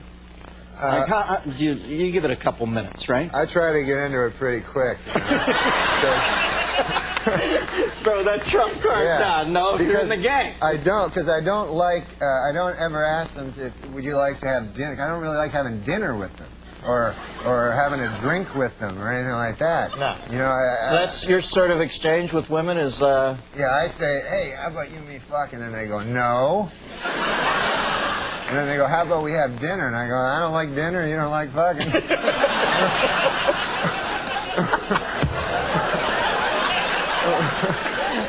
So it's a pretty basic thing you have with women. Kind of a basic exchange. I'm not good with girls. When do you remember first being cognizant of bad taste? You know, because when you're a little kid, everything's kind of funny. You know, like farting is explosively funny. Right. When do you remember first being able to differentiate between bad taste and good taste? I know when you're a kid, you'll say anything. Like, I don't remember much, but I have a little boy, you know, a sweet little boy. You have a son? Yeah, he's a Norm, good boy. I didn't know that. You didn't know that? Yeah. Ah, you want to say hey to him? Yeah, hey, well, you're not he going to can't watch this this. show. That's what I always say. You can't watch Daddy. Right. So little Dylan and I went to El Pollo Loco. Yeah. His original name was Zimmerman, though, right? Yeah. I thought that would be the coolest name as I was a kid. I never heard anybody named Dylan. I said, this will be because I love Dylan Thomas. Right. So I said, this will be a cool name for a kid. And I thought it'd be unique, and now every fucking kid is Dylan. And they named him after that 90210 guy. Can you imagine? That's what I read in not a book, but a periodical. So anyway, little Dylan and I were getting some chicken at the Pollo Loco. Right. And kids are so wonderful, you know that. Unfiltered. They're unfiltered, exactly. Yes. So we're standing beside this huge fat broad, you know. And so not as unfiltered as Daddy, but unfiltered. So me and little Dylan are behind her, and he goes, Daddy, look how fat she is. And then so I had not said you're not supposed to call fat people fat to him, so it wasn't his fault. So I said, no, Dylan, shit, enough with that. And he goes, I bet she's going to eat a lot of chicken. I bet. It was really funny because everybody's looking at her. And then right at that moment, the guy goes, yes, ma'am, what would you like? And she's like, I'll have 2 pieces of chicken. You know, she was going to order like 8 full whole chickens, you know. Well, how do you know that? Yeah. How do I know that? Yeah, maybe she wasn't going to order 8 full chickens. No, maybe she was... because right when she ordered the 2 chickens, she did like the shifty eye, you know? I don't do a good shifty eye. So you're behind her in line and yet able to discern the subtle REM-like movements of her eyeballs. You got me on that one, man. I made that part up. You don't even have a son! For the purposes of that anecdote, I am not Darren. I thought you were going to be quick and say, it was Linda Blair! We got a phone call for you, believe it or not. Fat woman from El Pollo Loco. No. It's Murtaugh from Miami, Florida. Murtaugh. Hey, Dennis. Hey, Norm. How are you, Mert? I'm good. You know, I can't wait to see your new show. It really looks good. Oh, yeah. Wait, when's it on again, Normie? Remind them. You're one of my friends. I'll let you plug capriciously. Okay, it's on oh, come on, you got to get this. Huh? When is it on? Are you in it? Yes.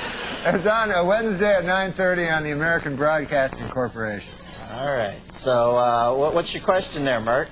Okay, why is it people like this annoying Joan Rivers, you know, always criticize people's bad taste at the Academy Awards, you know, like Gwyneth Paltrow, who's like the hottest chick on earth. And, well, she has no taste in fashion whatsoever, you know, man? I mean, God.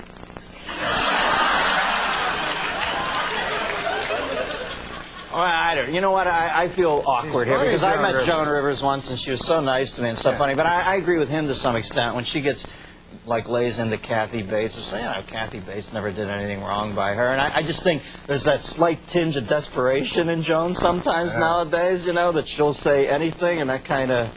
Yeah. I don't know. Sometimes that makes me uncomfortable. But you know, she's a good dame. She does a great show I hate there. slamming other celebrities. Yeah.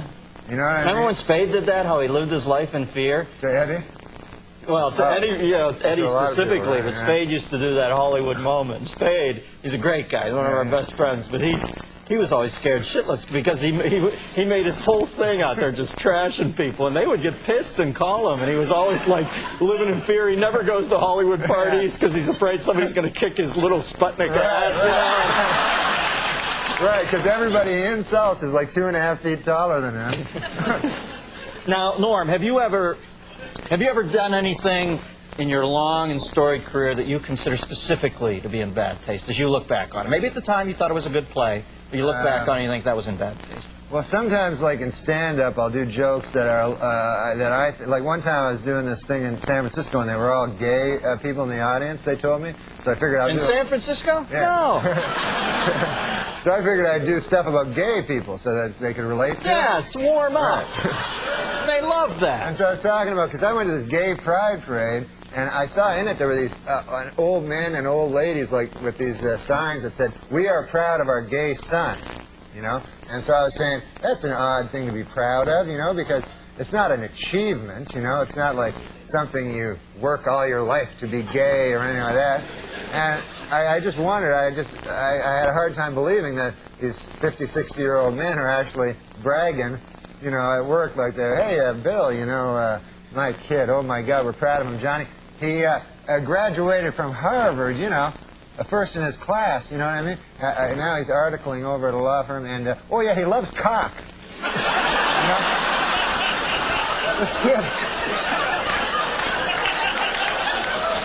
he can't get enough cock in his mouth, his ass, this kid's always cock. I got a picture of the boy here sucking another man's cock. I want to show it to you.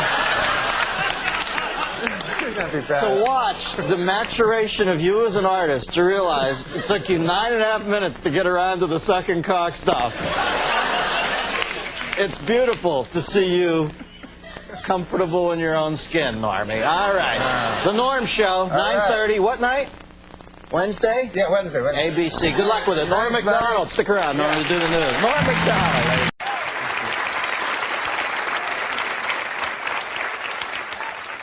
Now, Norman, you're an inventive guy. Which of the current batch of inventions has tickled your fancy? What do you like?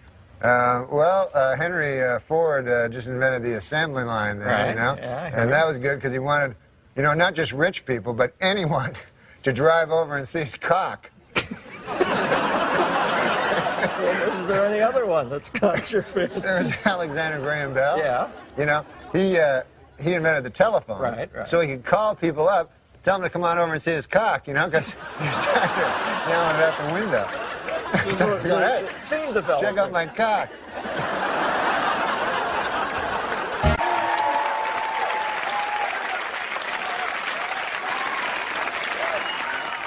So, Norm, I hear you just got back from New York City. What's happening in Gotham? Oh, my God. Well, the big thing is the new Empire State Building. Have you seen this? I've heard. I have not seen yet. Oh, it's crazy. What I'm interested in is the original architect's blueprint, you know? Yes. It called for the building to be painted flesh tone, Dennis, with a large rounded head so the architect could lie on the street and pretend he had a 1,000-foot cock.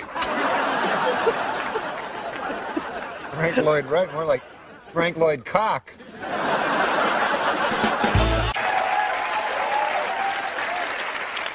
So, Norm, tell me, what's your take on this whole Cold War thing? Well, my brother works down at the UN, right? And you remember last week when Khrushchev was banging his shoe on the table? Crazy bastard. Yeah. So my brother was sitting beside him, and Khrushchev, like, he accidentally slips, and my brother gets hit right in the cock. With the shoe? Yeah, by Khrushchev's shoe. So my brother turns to him, he says, "Hey, you hit me in the cock again, you dirty commie, I'll bury you."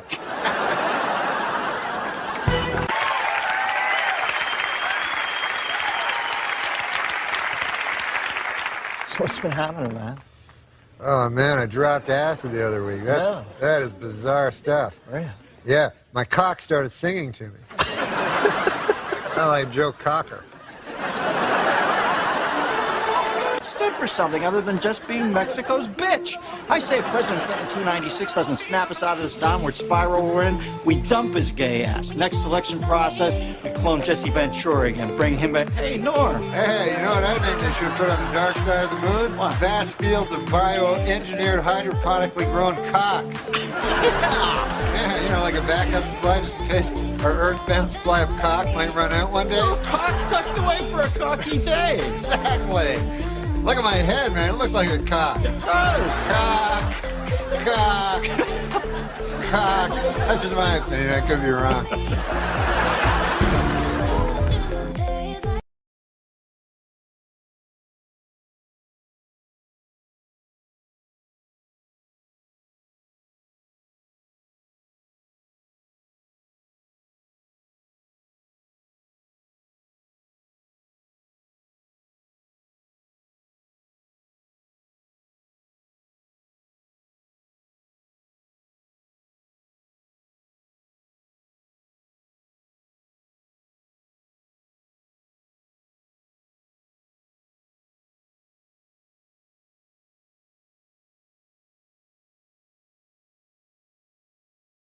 The smartest cat I ever knew at SNL, and a much revered figure there, is joining us for another segment. This is my former producer, longtime writer and contributor, Jim Downey. Jim, I had Norm on the show yesterday. I always thought Norm, from the first second I saw him, was just a flat-out misanthropic genius. I always gave him a wide berth as far as time schedules and that, because I just said, well, I'm going to grab Amadeus and tell him he has to be here to do busy work. You know what I mean? That isn't going to happen. So I think he's a genius. What was it like to work with him on Update? Well, he is a genius and the most fearless performer. He likes people to laugh at his stuff. He enjoys that, but it's sort of one of like, half a dozen important aspects of what he does. Mm-hmm. So that if he really loves a joke or a bit, he will happily go out there and do it, whatever the response is. And there is if you want to hear a story, I love me a Norm story. One time we were in the office doing Update stuff, and there'd been a news item about there was going to be a newspaper for the homeless. And so we were thinking about doing some of that. So we started improvising. It was more of a scene, not something we could do on the segment, but it was like a tough kind of Perry White kind of editor going like, "You, Miller, I want 500 words on going to the bathroom in your pants. You, Immel, give me something. Give me a human interest thing on urine stain matter. You, was that kind of thing. Yeah. And like a lot of like photos, maybe some, a little human side. What are pets, that kind of thing. And so nothing came of it, and I sort of forgot we had the conversation, and then the first meeting we have after the summer, Norm comes in and goes, hey, Downey, remember that, that thing we were talking about there with the, remember that thing with the newspaper for the homeless, that thing, the homeless newspaper? And I go, yeah. He goes, yeah, well, I was out in L.A. and I was asked to do this benefit, for the coalition to feed the homeless or something, And, and I'm going, no. And he goes, yeah, I did that bit, They hated it. Hated it. All right, you tell me now. That's the Andy Kaufman part of the joke, or is he actually surprised that they hated it? That's what I can't quite figure with Lord. I know. Jimmy calls in here periodically and says that he has bought a puppet and he wants to work material out on the show. And I'll say, well, tell me about the puppet. And it's an old man puppet who's a Holocaust denier. And it's obviously just Norm sitting at home talking as Norm. He makes no pretension to a puppet voice. I know. And I think he's Andy. I don't know. I view a lot of Andy Kaufman in there. It's just well, he also would like to, one of the things that he would really enjoy just getting into a character and then you could not get him out of it. like he liked doing old man stuff. Yes. Like being an old geezer and complaining about aches and pains and stuff like that. And then you go, okay, Norm, now seriously, now we actually have to talk about it. He'd start doing stuff about rheumatism and things like that. And you just had to plead with him to just stop. But he was on his own kind of set of rhythms. The speed with which he would take his sport coat off at the end of his Letterman impression always I would watch the thing just to watch, because Letterman's so ill at ease with show business, always makes this conscious show of getting rid of the sport coat at the end of the show. And when Norm picked up on that and did that as impression, God, I fell out. You know, I learned a little bit about that was Norm. And of course, Norm's a little crazy, but Norm, a big host would come and we'd all get all hopped up, like, okay, Rose is gonna bring in big ratings. Let's get our AP. Where's my goat? I'm gonna throw out a goat. And Norm would sit there in the pitch meeting. We'd all be dead serious. Will would throw out, I'm going to do a cheerleader. Right. This one and that. And Norm would be like, yeah, I got a sketch ready. You're going in your pants, and you're just walking around, and you're like, yeah, I'm the guy with the in my pants, I hate this guy, and you look at him like he was nuts, but he knew what he was doing. Norm knew exactly. Listen, one of the single funniest things I've ever seen in my life is when he did Letterman, how quickly he would throw the sport coat off at the end of the sketch. Nothing made me laugh harder than Norm. Doing Letterman, and I said to him, what's with the sport? You know how Letterman, how ill at ease he is with show business. Yeah. Norm said, that's all I had at the beginning. The essence of it was his discomfort. I said, this guy's a freaking genius. He is a genius. He would warm up the crowd. Now, when I would warm up the crowd, I would warm it up like I was playing the garden, and I wanted to teach everyone a lesson. If I'm cut from tonight, I want you to know I should have been on. That I was a badass. Yeah, I'd warm up the crowd, kill. Norm would go up behind me, and he'd go, hey, Jim Brewer and these guys, he's got all these great impressions, So I said, well, I better learn some impressions. So, are you guys all ready? This is my newest impression of these. A lot of, because here's Ed Sullivan. And I'm like, he's really going to do Ed Sullivan? Like, why would you? He goes, Ed Sullivan introducing the Beatles. And he goes, ladies and gentlemen, it's the Beatles. Well, I got to work on that one a little bit. I see you during the show. He's got a little Andy Kaufman in him, Norm. He likes to frustrate, titillate a little, but then periodically he'll say something like, I feel sorry for the homeless guy's dog, because the dog's thinking, this is the longest walk I've ever been on. Norm's hosting a sports show now, Jimbo, on Comedy Central. Oh, that's dangerous. You and I both know that can be very. Yeah, but that is a panel I volunteer for, because I want to be in the blast site of that when that goes off, because that is going to be a. Hey, now listen, did I hear some rumble that Brother Sandler sent out Maseratis to the cast of Grown Ups? Did you reap the benefit? First of all, let me just say one thing. Nothing's better than Nancy Pelosi Augustus reference. Pelosi is Augustus. I'm still swooning over that one. Yeah, Sandler gave Maseratis to Spade, Schneider, Kevin James, Chris Rock, all of whom need one, by the way. Very bad. But exactly. What'd you get? No bitterness, but me and Norm MacDonald, yeah, we're splitting a zip car. And you split a zip car with Norm. It's like having one of those, those Christmas trees the drivers have that smells like North Slope Sensimilla. Yeah, this car. I don't know. They must have been smoking pot in here or something. Norm cancels on us once every 2 weeks, and I almost enjoy it more than him showing up at this point, because he always wants me to talk to some ventriloquist puppet that he says is on the phone. A Holocaust tonight. What has happened to Norman? And then when he sees you, he's going to go, how come you never have me on your show? Nope. We tried to get you on. What? Nobody funnier, though. I mean, you got to give it to him. Nobody funnier. That guy, if I'm in a room with him for 10 minutes, they got to put the paddles on me, because I flat. What's the hardest drug that Norm MacDonald's done? I guess love.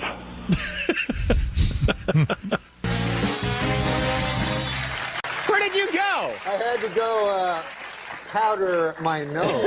Oh, man. I've never seen a guest do that before. I had to go. You ran away during the commercial break. I ran away, I freshened up, I powdered my nose. Freshened up? And then I took a piss in the sink. All right. Why? Why do I ask? It's my fault. You go to, you start doing comedy, and, you know, what is interesting to me is we hear about this. Cocaine is not working.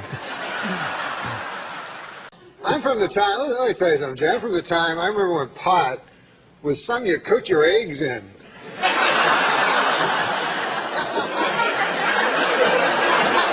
Yes. I remember when hash was something you were made out of corned beef. Yeah, exactly. I remember when acid was something you threw in a guy's face when he made a pass at your wife. Right. Exactly. Where are those days? Yeah. I remember. Yeah, exactly. I remember ecstasy when it was just the feeling you had when you threw that vile acid in the guy's face. So wouldn't you love to ask Dole, like, when he was doing the commercial for what they now call erectile dysfunction? Yeah. And I mean, how do you feel when you sit down and do that kind of a commercial? I mean, it's got to be a little embarrassing, you know. I don't feel that an old man should have erectile function. No, just thinking, you know, because they have that Viagra thing out. Yeah. And the other day, you know, Bob Dole came right out and said he was one of the first. Yeah. And, you know, you don't want to hear about Bob Dole's cock, you know? I mean, President Clinton's cock, Bob Dole's cock, what the hell? But mostly, an old man like that, an old man, you don't want him to have a super hard cock. You know what I mean? Why? Why? Because an old man, you want him to be, got a pipe going, a newspaper, the dog at his feet there. Well, that, in some corners, is considered pipe. Oh. But now they're going to have to create some goddamn pill that makes women aroused at the sight of a fucking 70-year-old dude with a super hard cock. You know what I'm saying? It's crazy. This Viagra. It's insane. And you know what it's for? Impotent people. All right, it's for impotent guys. So get this. I read this. The pill can make your cock hard for 4 hours. Right. So now, who has the 4-hour hard cock? The impotent guy. The rest of us are fucked. Me and you got our regular cocks. Meanwhile, fucking Spade is, you know. Refer to Spade. Oh, man. I didn't see it. I didn't see it coming. Dude, I know you didn't. He brought it all around and then a vicious rib kick into his best friend's gut. Once there's too much cock talk, I try to just zone out for a minute till it goes back the other way. If there's too much cock talk, this guy has fevered nightmares all night. Dreams, I mean, like sweaty, fevered dreams from the cock talk that's been all over his head.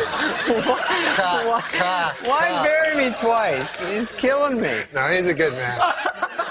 That erased it. All right. No, he's a good man. Who cares? After all that, that's the whiteout he puts on. Yeah, I know, it's awesome. After he talks about you doing shit-ups on cock for 18 minutes. He goes, no, he's a good guy. Just backstage, a lot of celebrities back there, man. I was talking to Jerry Jones, you know, the Cowboys owner, and he's disappointed, obviously. Yeah.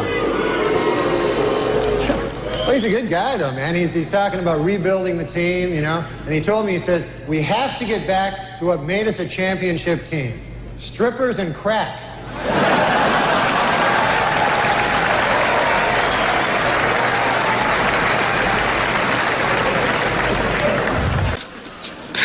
And, of course, it was very inspiring to see President Clinton up here on crutches making a speech. I mean, I thought that was just amazing, you know. I mean, it's been difficult for the president. You know, he can't jog now, and he needs help getting around, and he still occasionally suffers great pain, you know. On the upside, you got your medical marijuana, so that's, you know.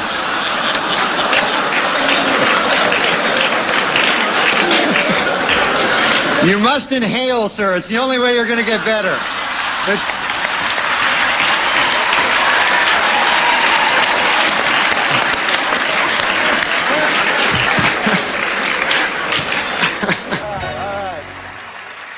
apologize for running out earlier. I don't know if anybody saw that. But, you know, these things happen in live TV, and it reminds me actually of a maxim that Christopher Plummer told me many years ago. He said, before a live awards ceremony, do not eat a fistful of LSD.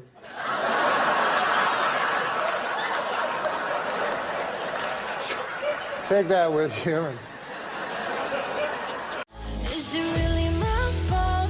'Cause you try to hit me with your pity till I can't trust, but I still push on. Got me changing my ways, trying to fix it.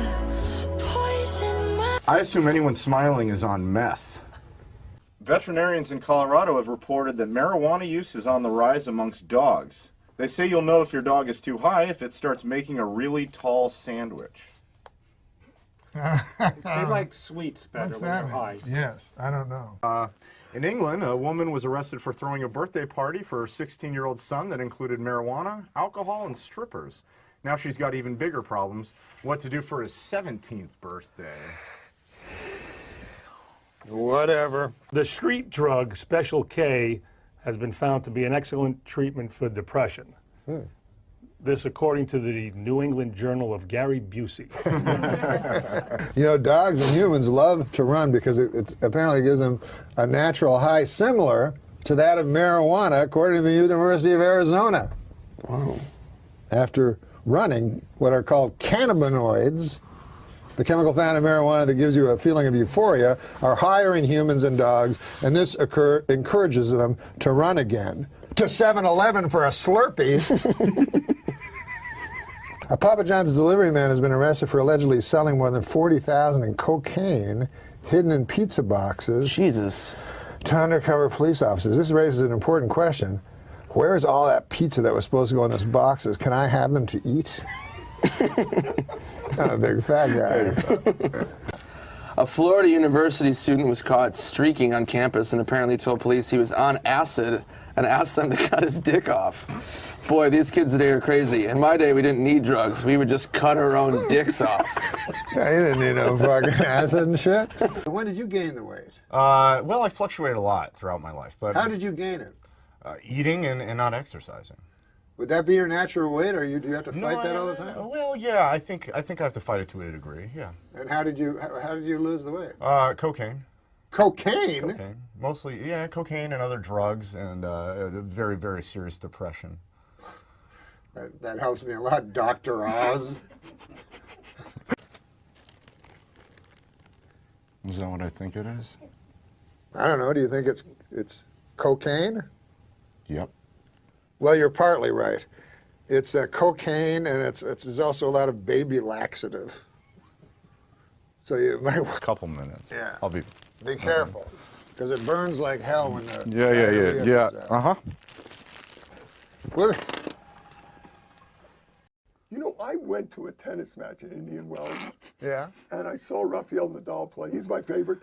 Rafael Nadal. Explain to the folks who Rafael Nadal is. Oh, my God. Oh, my God. No, of course, Rafael Nadal. I'll explain. Okay. Rafael Nadal is a tennis player, only 26, but seemingly beyond his prime. Great player. Abs like. Great player, but here's the thing. You like his abs? Every single seen his time abs? he serves and returns, he picks his underwear out of his ass. He does? Yes. I've never heard that. There's a I've video never seen of it. that. Show it. I brought it. There's a video of that? Yes, I brought it. Well, how could that? Let me roll that off the schneid. What? It's too much bread and butter. You can't do that in public. This man is a genius. That's all he does. What if he was a dentist? Hello? Oh. Hello? Oh, he smelled it. Oh, what was that all about? You know what I was thinking, though? Do you remember the girl that got stabbed? Know that in this day, nobody's gonna change. You won't ever leave. On my mind again, I'm still not tired of it. Can make you want me. And I might act okay, say things will stay the same. Say I'm not. Jada, I love you. G.I. Jane 2, can't wait to see it. All right?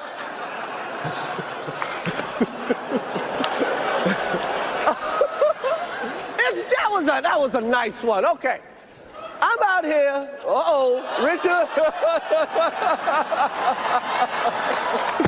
Oh, wow. Wow. Will Smith did. Go into those, you know. What was your thing? Goodwill Smith? How'd that one go? I was just, it's, you know. It's, on Mad TV, they would often like parodies. combine two things. I So, pitched a thing called Goodwill Smith. Goodwill Smith. And he worked at an all-black college, and, you know, the the problem on the blackboard that no one could solve was 2 + 2. Then Will Smith plays a janitor who puts a 4, and they go, who solved that? It took the professors 8 years to figure this one out. They rejected it. They said it was like racist. I'm scared of letting go. I'm scared of letting go. I'm scared of letting go. I'm scared of letting go of everything in the past. I'm scared of letting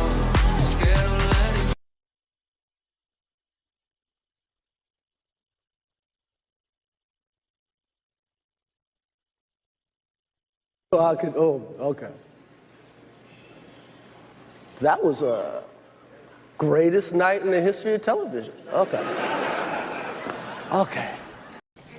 At a veterans hospital in the Bronx yesterday, 4 Playboy playmates were on hand to wish the residents a happy Valentine's Day. One veteran who was there called it an afternoon of, quote, hellish, agonizing sexual frustration. And finally, first place in Weekend Update's most romantic Valentine contest goes to David Della Fera of Kearney, New Jersey. And coming in last place for the 3rd year in a row, O.J. Simpson. Hey everybody, my mother and I are here to tell you some Valentine's Day jokes. Where did all the hamburgers take their girls on Valentine's Day? The meatball. How does a fawn propose to his girlfriend on Valentine's Day? He gave her a ring. 40 years ago, on Valentine's Day, I met a girl on a train. She had dark hair. It smelled of lavender. What did the girl cat say to the boy cat on Valentine's Day? You are perfect for me. If you were a triangle, I bet you'd be a cute one. She was rich, and I was poor. Her family had a cabin of their own, and she took me to it. I remember laying on her cot and washing her feet. What is the difference between the girl who is sick of her boyfriend and the sailor that falls into the ocean?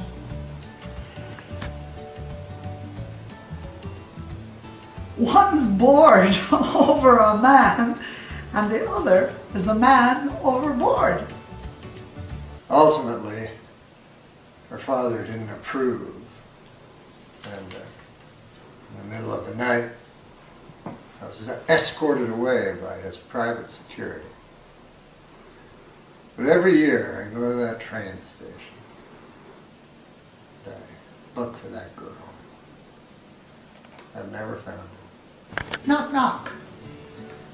She had a small dove tattooed to the inside of her wrist.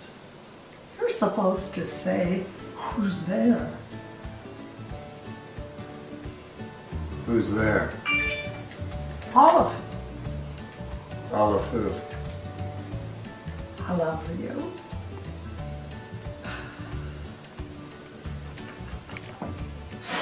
You kissed your math teacher in Canada? Yeah. How old were you?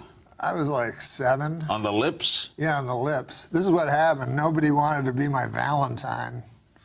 Oh, no. We had an odd number of people in our class. So you went up to her? So I got molested.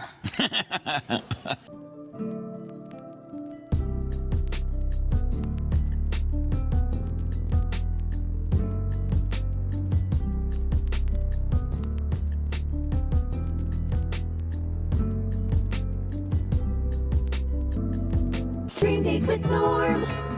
Who wants a dream date with Norm? Why sit home alone? Just pick up the phone for your dream date with Norm. Warning, when Norm comes to your house, he will look nothing like this. Do not operate Norm while intoxicated. The producers are not responsible for Norm's behavior. I'm trying to be a better person now. You ever try to do that? I give a guy some money out there, a homeless guy in the street, and this is a kind of odd thing. He had a dog with him. You ever see this? He's a homeless guy, but he's got a dog. That kind of odd there. Guy got no home, you know, but he's got a dog. Yeah. And the dog's really thrilled with this idea, you know.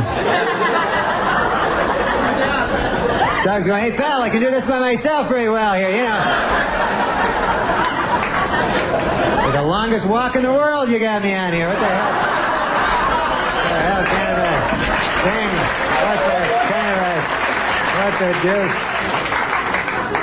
And there was if you want to hear a story, I love me a Norm story. One time we were in the office doing update stuff, and there'd been a news item about there was going to be a newspaper for the homeless, you know, and so we were thinking about doing some of that. So we started improvising. It was more of a scene, not something we could do on the segment, but it was like a tough kind of Perry White kind of editor going like, "You, Miller, I want 500 words on going to the bathroom in your pants.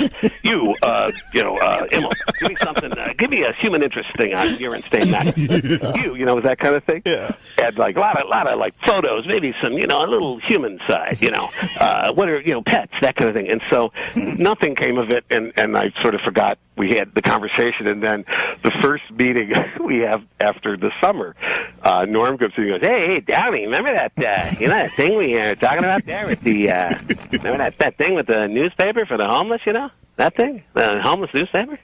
And I go, yeah. He goes, yeah, well, you know, I was out in L.A. and I was asked to do this benefit, you know, for the coalition to feed the homeless or something, you know? And, you know, and I'm going, no. And he goes, yeah, you know, I did that bit, you know? They hated it. Hated it. All right, you tell me now. That's the Andy Kaufman part of the joke, or is he actually surprised that they hated it? That's what I can't quite figure with Look. I know. Oh, yes. And have you ever considered publishing a book that tells all that how-to book? No, but I have considered some way to pass along what I have accumulated. Where's the fun part for me? No, there's no fun for you. There's no fun for me. No, that's true. But what's the fun for you in giving a homeless guy spraying a handful of quarters and watching him dodge in and out of traffic? No, but I'm saying there's... that question answers itself. I'm saying there's fun, and maybe not fun, but you obviously want to give back. You never walked past a homeless person and they're begging you as a fellow human being for something, and you ignore them, and you maybe feel some evil bile come up? No, sometimes I think if I give this person money, I'm kind of agreeing that you can't get out of this situation. Well, but what if they can't? I don't know if they can or they can't. What are the things you'd like to change? Change in the world? Yourself. Oh, in myself? I'd like to give more money to homeless people. I walk past too many of them. I give money to them. I try as much as I can, but every time I walk past them, I go, why didn't I give money to that guy? Well, what else is going on? You went back? Did you get in the holiday spirit? Are you a kind of guy that gets, I try to do something nice, you know? You ever try to do something nice? No. Oh. It's not my style, Norm. But it was Christmas in New York, you know, and I was alone. So anyways, there was a diner that I always go to near my house. Mm-hmm. It's a really nice diner. And so I went there, and there was this homeless bum there, you know? Just say a homeless guy. It's not politically correct to say bum. Why can't you say homeless bum? No, I thought they didn't like to be called bums. Yeah, right. A homeless guy, yeah. Okay. Well, anyway, okay. I'm not going to let you get to this story. I'm just going to keep giving you a hard time about bums. You meet a bum, a hobo, a tramp. A tramp, yeah. He had a little stick with a thing on it. He was from the 1930s. Yeah, okay. And so he says to me, can I get some money off you? And I don't like giving the homeless bums money. I'll tell you why. Because I figure they'll do the crack. Right? They'll do the crack. Yeah, Okay. my mom says never give a homeless bums money because they'll go do the crack. So I said, okay. I said, I don't want to give this guy money. He'll go to the crack. I said, why don't I just bring you in the diner, you know, and I'll get you a meal. I'll buy you a meal. It's Christmas, you know, it'll be nice. So the guy goes, okay. So we go in the diner and we order, you know, the meal. And this guy just keeps ordering food, you know, like he's really hungry. Yeah. And so he orders and orders and orders, and I'm like, well, you know, you got to be nice, got to the, you know, thing. Sure. And so I order like a soup or something, and then all of a sudden, like, this unbearable stench comes off the guy, huge stench. Really? It smelled like. That's okay. Anyway, so I don't know what the smell was. But Yeah. It was like, it was like human waste or something, you know? And it seemed to be coming from the guy's, like, trousers. Norm, so I said that's okay. Okay. I was like, the stench is enough. We all can do the rest in our heads. Yeah, so this stench fills the diner, right? So I have to go to this diner, right? So everybody's looking at me like, what the hell did you bring a homeless bum in the diner for? With a stench, you know? So I'm like, I'm trying to eat my soup. I can't even eat it. And I'm wishing I'd bought this guy crack. I wish I'd got, you know what I mean? I wish I'd gone found some crack and bought it for the guy. So anyways, and everybody hates me. The guy that, you know, I go there every day. And so then the end of the meal comes. This guy's ordered everything, and I'm looking at my wallet. I only have like 28 bucks. It was like 31 bucks. All I had was a soup. And so now basically we're two homeless bums, you know? Neither of us. So I go, look, buddy, and he's been jabbering about Rockefeller. He was at Rockefeller's funeral. I didn't know what he was talking about. And I go, look, buddy, you got to come up with something here, you know? Kick in something. You want him to? Yeah, it's only fair. He ate almost everything. I had a soup. He was having a hamburger. So the guy goes in his pocket, and then I didn't want him to. Who God knows what he has in his pocket, right? But he had some coins, and they were all gross, and they were like, some of them were black. Anyway, that's my Christmas story.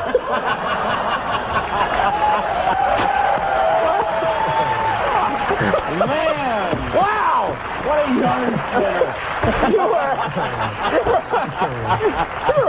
You're a regular Garrison Keeler over here. And some of the coins were black. Good night, ladies and gentlemen. And you close the book and kiss your child good night. That's a nice story. I took a homeless guy, said, I'm going to take you to this diner that I always go to. So I go there with him, you know, into this diner, sit down to get me a meal. Good God, if the guy, the unbearable stench of urine starts coming off this guy. So nobody wants that in a restaurant. You know? You don't want that. So I'm like, all right. Everybody's like trying to eat, you know. So the guy orders this food, and I'm trying to talk to him. He starts telling me about how, this is his idea of a conversation, this guy. Starts telling me about how Governor Rockefeller is poisoning the pigeons right in the city. So I tell this guy, I go, what are you, retarded? I said, Governor Rockefeller. I said, the governor of this state is Pataki, Governor Pataki. He says, no, you know. He talked weird. He was like, the pigeon. He says, the pigeons are the cleanest animal you ever seen. I go, I'm not arguing with you, buddy, but I'm telling you, the governor's name is Pataki. That's unbelievable. He's crazy. Turned out he wasn't retarded. He was, you know, woo. You say there's no way we could go back, and that I've broken what we had.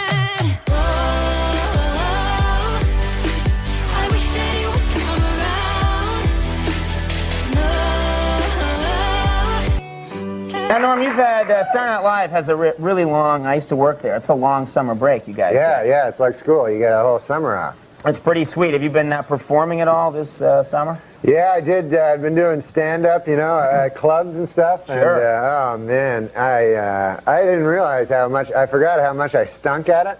Like, I'm not good, and everyone hates me. I went to this gig right in town. You ever hear of the Bowery? Yeah, yeah. You know that place, right? Sure, yeah. I've heard of it. Yeah, it's Skid Row. Mm-hmm. And so there's all these homeless bums on the street and everything like that. Yeah. And you have to go through it. So I went to this club, and I bombed. They hated my guts, so I was all mad. You know, I get mad when I don't do good. And then, so I went out of the thing, you know, I walked out. You walk like that, really? You've got that problem, I remember. So I walk out of the club. So I get out, and this homeless guy, you know, this bum, he starts walking beside me, bugging me, you know, hey. You're not supposed to call them bums anymore, no. Yeah, But anyway. hobo, you know. A tramp. A tramp. A tramp, Yeah. okay, riding the rails. Yeah, all right. just a layabout, and he's like coming up to me, and he's like bugging me. I want money. They always want money, you know. Yeah. They never have money, you know. So. That's the problem with them hobos, yeah. So they're like, hey, give me some money, give me some money. And, you know, sometimes they'll walk with you. So I said, look, man, I said, I'm going to give you some money if you just go away. I'm mad at him, you know. I was mad. I go, here, and so I pull in my pocket, and I just give him a bunch of money, like change, you know. Yeah. Give it to him. I go, go on, get out of here, you dirty bum, you know. So he goes away. So then I go to get the subway, you know, and I look at my pocket. I've given the guy, I don't have my token, my subway token. Oh, you gave it away accidentally. And I don't have a wallet or anything, so I was thinking I was going to try to jump the thing, but I thought then, you know, I get in trouble for that. So I said, I got to find that bum, that homeless bum, you know? So I have to go back, and I'm walking back the street, and there's all homeless bums. They're all lying there on the street. Yeah. And I don't know which one is which. I can't remember. So I'm like lifting up guys' hats and stuff, you know, and looking under newspapers. So finally I find this character. I go, hey, you. I go, give me some of that money back, you know? And he's like, no, go away. He's turned mean, you know, because I was mean to him earlier. He goes, go on, get out. This is like a biblical tale, yeah, okay. The New Testament, all right, go ahead. I felt sorry for him. He had no place. And so I go, okay, forget about it. And I go to turn around. Then I grab his cup, like, real quick, and I start running. I like how your running is like walking, just turned up like 10 degrees. Okay. So it was great. I got and then I felt bad, though, because when I looked through, I had like about $1 more than I gave him. You know? Oh, that's not right. That's not right at all. Yeah. That's terrible. Yeah. Well, sometimes they say if you give, you'll receive more in return. That's the sweetest story I've ever heard. I'm all choked up now. Now I heard also you've been you did a little cross. Probably just down on his luck. Yeah, that's what happens. Why'd you feel you had to throw that in? I don't know. You know. I read books on the Great Depression, and they seem cool. But I would like to, it would be fun to go, I don't even like my wife anyway, and I don't got no money. I'll just get a stick and a pouch and head out. No one does that anymore. No one ties a rag to a stick anymore. And what are you going to do? You're going to find a partner is what you're going to do pretty quick if you value your life. Really? Yeah. You see, people, it's all going to be different once the Great Depression, because my dad used to tell me about the Great Depression. Like, if I had money to invest in right now, you know what I would invest in? Guys jumping off the top of buildings. You think that's not going to happen, but soon that's going to be very big. And then those guys won't be powerful anymore because most of them will be dead and the rest severely crippled. And so the powerful guys will be the old hobos. The hobos from olden times? From the original Depression. Oh, okay. Those guys are still around? Some of them never gave up the life. Okay. And they use that stick for more than carrying a pouch on, I'll tell you that. I don't even know what that means. What that means is they'll drive your head, they'll, like an overripe cantaloupe it looks like. What? Until... What the hell is that? They'll club you to death for a sandwich. Oh, my God. Well, thanks for spelling it out for me. All right. So you're afraid of these hobos? Well, of course I am. You really think these old hobos from the Depression, you think there's any one of them left? Yeah, there's Kitchener Leslie. What? He's an old hobo that's waiting and wait for his time. You'll know all about it. You just wait. Hey. You will literally say anything. My other friend was mentally retarded. Now, I know you're not supposed to say that anymore, but that's what we said then, you know, and I understand that term. You know, it means that you're arrested. Your mental capacity has been retarded or arrested. So, anyways, I'll say Down syndrome. I don't care. I didn't say it for a long time on account of I thought people would think I was a doctor. And I'd have to hit their knee with a hammer or something. I don't know. But anyways, I love my best friend had Down syndrome, you know? I love people with Down syndrome. I wish I had Down syndrome. And I'll tell you why, because they're happy. You know what I mean? They're happy. What's wrong with that? Man, I wish I was happy, you know? I was happy when I was with my friend. I'll tell you that. I would love to have a friend right now, because how often are you happy? You ever be happy? It happens once in a while, you know? With me, it's usually when I wake up. You know, I wake up, I go, goddamn. I'm glad I bought that Tempur-Pedic pillow. That was the best purchase I ever made. But then the light comes under the door and bathes over you, and then your life comes in and gets all over you like a cobweb. You're like, God damn, huh? That's not fun. But you ever go into the mirror and look at yourself? I'm not talking about physically, but just eye to eye. You know, and then you go, oh, good God, what's become of me? I'm gonna go back to bed and cover myself up. That's when I would like to have a mentally retarded friend next to me, a guy with Down syndrome, to go, I like bananas. I go, God damn, I never looked at it that way. I like bananas too. You go, they're yellow. I go, God damn, you're right, they are yellow. Ha! What say you and me go buy a yellow banana? See, people get mad at me, and yet, you know, they pity them. I envy people with Down syndrome, you know? And they pity them. Now, who's the bad person in that scenario? I tell you right now, man, if there was some sort of injection where I could be Down syndrome, I'd take it because I'd love to be happy all the time, you know? And some people go, oh, they're mentally retarded people aren't always happy. I go, well, I never seen, you know, like you ever see a cynical Down syndrome guy, you know? You ever see a guy go, fuck bananas, they're yellow, I don't care. Who cares? I never seen it. But happiness, the thing we strive the most, people pity these people that have it, you know? Like they'll look over a group of people with Down syndrome and go, oh, man, look.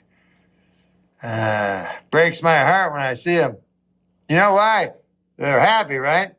It's on account of they don't understand life's horrors. Makes me sad. Makes me shake my head, sadly, like this year. And you know the saddest part of all? There's no cure. They'll probably die happy.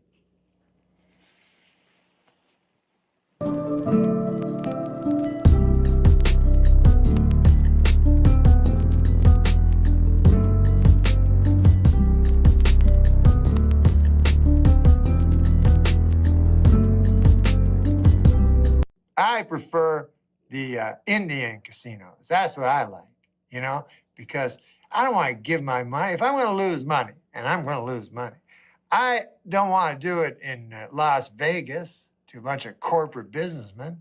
I would rather go to an Indian casino and lose it to the Native Americans, you know, on account of my forefathers systematically murdered them years ago, which looking back on it, way out of line.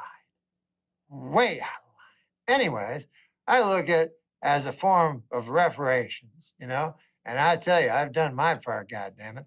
Probably done your part, too. Anyways, I love casino. Melissa McCarthy is Norm MacDonald. Thank you. Thank you, but I am sorry I cannot, in good conscience, accept this award on behalf of Melissa McCarthy. I instead have chosen to give my time to a friend who has something very important to say.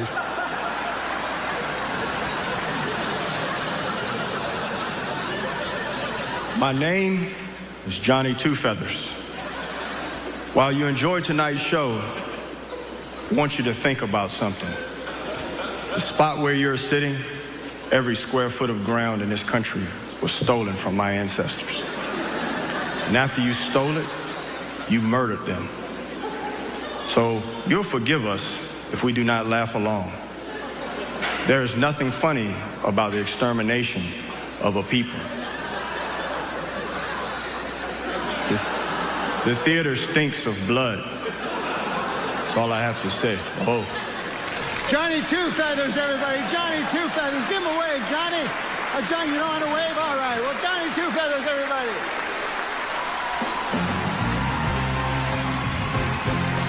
Probably just like masturbating in a dark room. Angry over the Atlanta Braves and Cleveland Indians' use of Indian caricatures as logos, Native Americans showed up at the World Series tonight. They chanted for hours to protest Indian stereotypes, though it didn't help their cause any when it started to rain.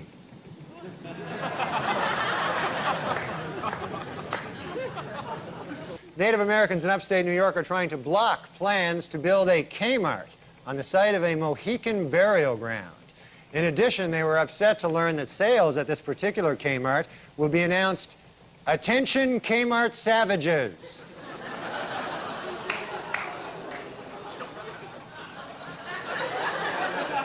In Michigan, State Historical Commission officials say they will not interfere with the building of a new major sports stadium, even if construction unearths historical artifacts. However, state Indian Affairs officials say that if relics from a Native American tribe are found, they would like to have the land set aside and designated as a sacred tribal burial ground / giant casino. In Wisconsin, students at Menominee High School are desperately fighting efforts by the politically correct to change their team nickname the Indians. Already, opponents of the name have rejected the students' first compromise, the Drunken Indians. They feel that's almost worse in a way, you know? In Bridgeport, Connecticut, the Staticoti Indian tribe is seeking recognition by the Bureau of Indian Affairs in order to open either a manufacturing company or a casino. I wonder which one they'll choose. Manufacturing company or the casino. In Norwich, Connecticut, a local museum has made a long overdue effort at racial reconciliation by returning 21 ancient tribal artifacts to the Mohegan Indians. But as for everything else in the country, we'll be keeping that. Yeah. It's good news, really. We don't have to give any of it back. It's like the difference between the Cleveland Indians and the Washington Redskins. I can see where Redskin might upset somebody just a little. I don't think you're ever going to get it changed, but at least it is a bit denigrating. But Indians, isn't that? I never understand that. Oh, you don't understand that? No. What? Well, here's the thing, man. Or Braves. I have no formal education, mm-hmm. and as a matter of fact, I don't have any informal education. It's not like I'm hanging out with professors on the weekend, right? Yes. But this is the way I understand it. Old Chris Columbus, mm-hmm. he sailed over here, right. and then he got here, and he thought it was India. Jesus, what a dolt. And that's the source of us all. Yeah, so he goes, hey, man, look at all those Indians. All right. Oh, that's it. And then one of his buddies goes, hey, man, we took a wrong turn at the middle of the Pacific Ocean. This is America. and then he goes, hey, you Indians better get the hell out of here. You're not even in the right country. Well, once you're about to take a country from somebody, you cannot refer to them as Native Americans. It only makes your task harder. They will fight harder because you've already told them you assume that it is their property. But my feeling is at some point there were an ice people, a horde of, almost Piltdown men-like creatures who the Indians or whatever, the Native Americans came in and took this from. Isn't that the way of the world, Norm? That eventually everybody takes something. What's a Piltdown, man? You talking about the old days? I'm sorry to throw you off the scent of the conversation. I'm talking about in Paleolithic times. I assume that the Native Americans were not native here either, but came down and took this from somebody else. That's just the way of the world. Yeah, everybody takes everything. Listen, Mother Nature is a brutal bitch. Mm-hmm. A red-clawed, paint the picture. Machine that eats and shrieking harridan. Yeah.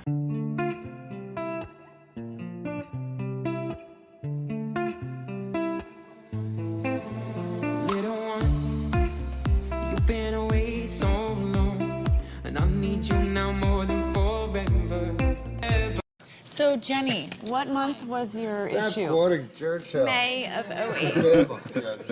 Who was on the cover? Do you remember? It was a Russian girl. And my nickname's Genocide, so I think that was kind of funny. What? What? What do you mean? Is Genocide giving her comedy fucking advice? Why is that? It's funny because there was a genocide. In Russia? Only about 70 years ago. Against the Russian people. Who still lives? But me. That's not a You genocide. first. Huh? Check her back. No, it was it wasn't a complete genocide. What do you mean? No, it was. Well, Stalin was a mass murderer. Only Jewish people seem to get really offended by my nickname. There are 5s in a case. Dave's getting more. Right, Well, because they're the only ones that live. Well, the only through true genocide was the. Well, I don't wanna say Another one this way, Sam. That was a true genocide. Wow. What? The American Indians was a true genocide. No, that was for land.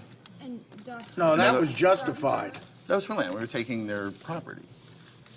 No, it doesn't matter. What doesn't matter what the motive No, is. the genocide. Yeah, the motive against is the to Indians just was hatred of a race to exterminate them It was without a just- it was political or economic justifiable agenda. What we did with the Indians. Well, it's not No, justifiable. well, who's saying it's justified? I said it. Well, Just we got to bury them. I'm just wondering how it's justified. One counterpoint. You've never heard the legal term justifiable genocide? Hitler was out of his mind at the time. Clearly insane. Oh, I know what you're excited about. Yeah. 1 week. One week until to go. what? Till my 1 year of sobriety. Yeah, he is an alcoholic. Yeah. There's no shame in it. No. But but the good thing about it is you have been sober for almost a year. Yeah. And in 1 week you get a chip. Yep. It's an amazing fact that you've kept sober, because I understand people go back to the booze when they have trouble with that. It's tough. Thank you for noticing. It is tough. We work hard, but it's exhausting work, but we try and have fun. We keep it light. Like last night, Brent and I pulled that prank on you. Oh yeah, it wasn't funny. Yeah, well, it was a little funny. Not funny at all. I beg to differ. We have video. Beg to differ is a thing that mostly gay men say. I think it was a hilarious prank. It was a stupid prank. It was funny. The classic. He's going to put the shaving cream on his hand now. And now I'm going to go in with the feather.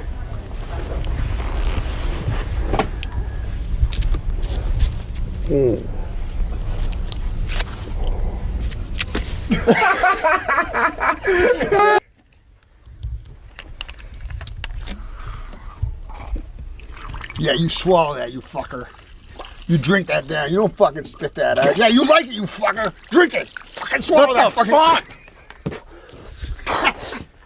Week away, no? Huh? I was a week away. What about you and your stupid fucking shaving freak, fucker? You think I like the taste of Anyway, there's more. We got more video of you. Watch this. This is you. 4!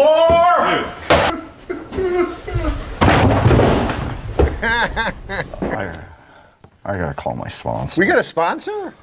No.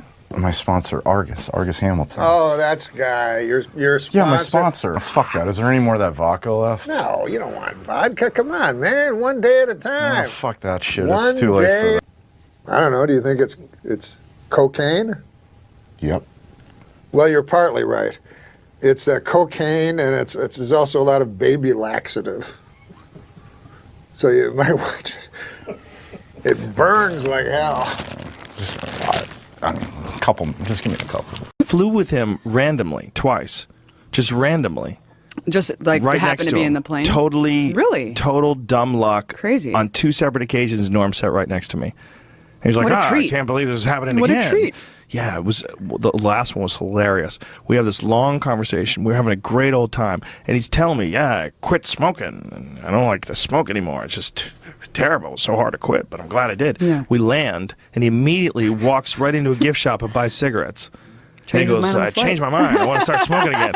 And he's lighting before he gets out the door. I mean, he's so impulsive. He's like lighting Trump. as he's walking towards the door. I'm like, "Whoa, like Norm, what are you doing?" He goes, "Yeah, I guess I smoke again." But that's, there's people out there that are like pretending to be wacky. Right. He's really wacky. I love those people. There's so few of them. Who just themselves, like, no matter what. Yeah, just that's who Norm is. He's great. And he's so funny. I have a great story about Norm, me and him on a plane. And randomly, this is crazy, but true, randomly, twice I sat next to him on planes. Just randomly. Oh, wow. Yeah, totally randomly. Like, what's up, Norm? What's up, Norm? Like, crazy, this is happening again. And both times it was a blast. But one time we're flying back, and he's like, yeah, I used to smoke. And I had to give it up. It's fucking terrible for you. But sometimes I miss it. But glad I quit. I'm like, how long has it been? He's telling me all these months. He stopped smoking, this and that. We're talking. As soon as we land, he walks right into the fucking store, buys a carton of cigarettes, and he's opening this cigarette. He's lighting it before he gets out the door. And I go, what are you doing? He goes, oh, that talk about smoking. I had to have one.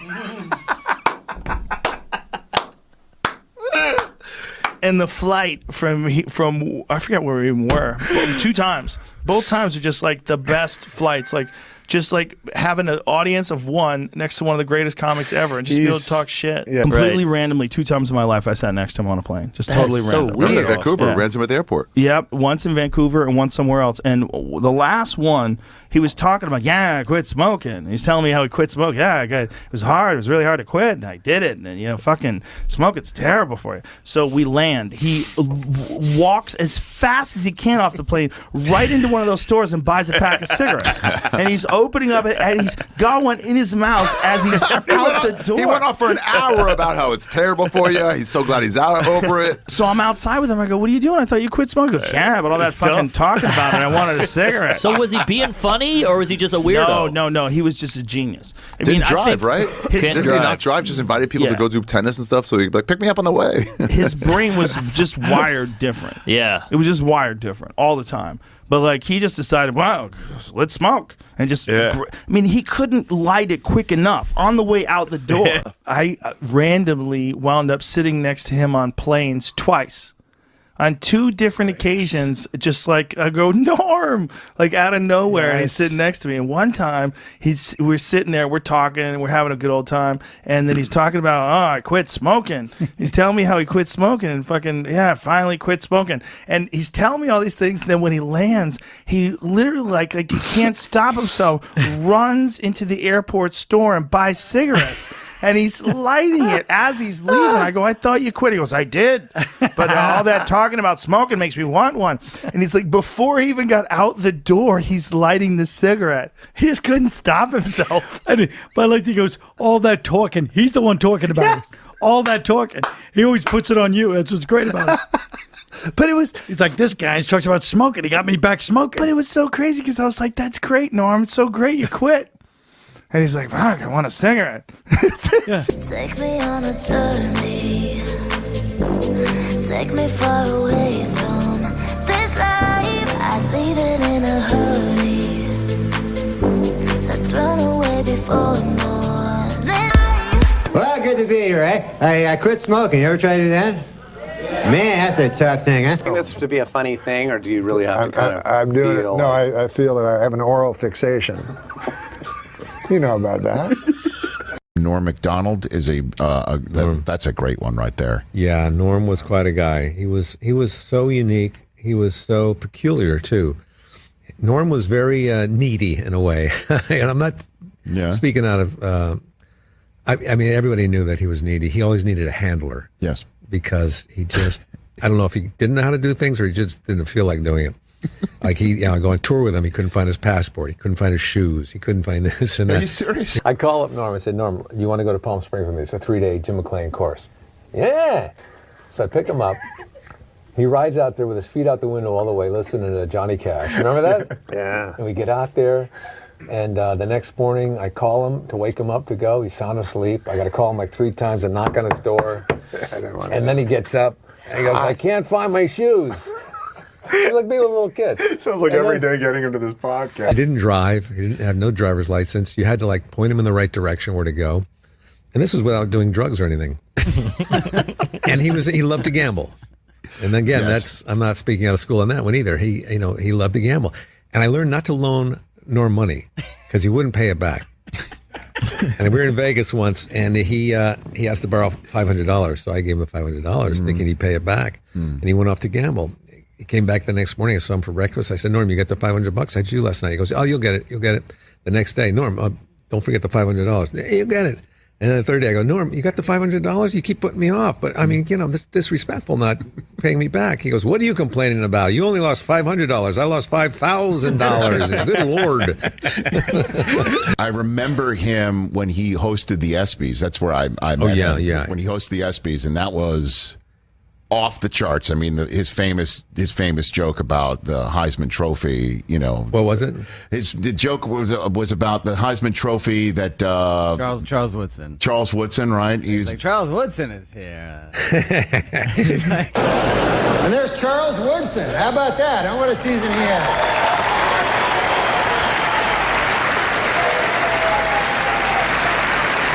Great, man. He became the first defensive player to win the Heisman Trophy. And congratulations, Charles. That is something that no one can ever take away from you. Unless you kill your wife and a waiter, in which case, all bets are off. That must have been a great night. Yeah.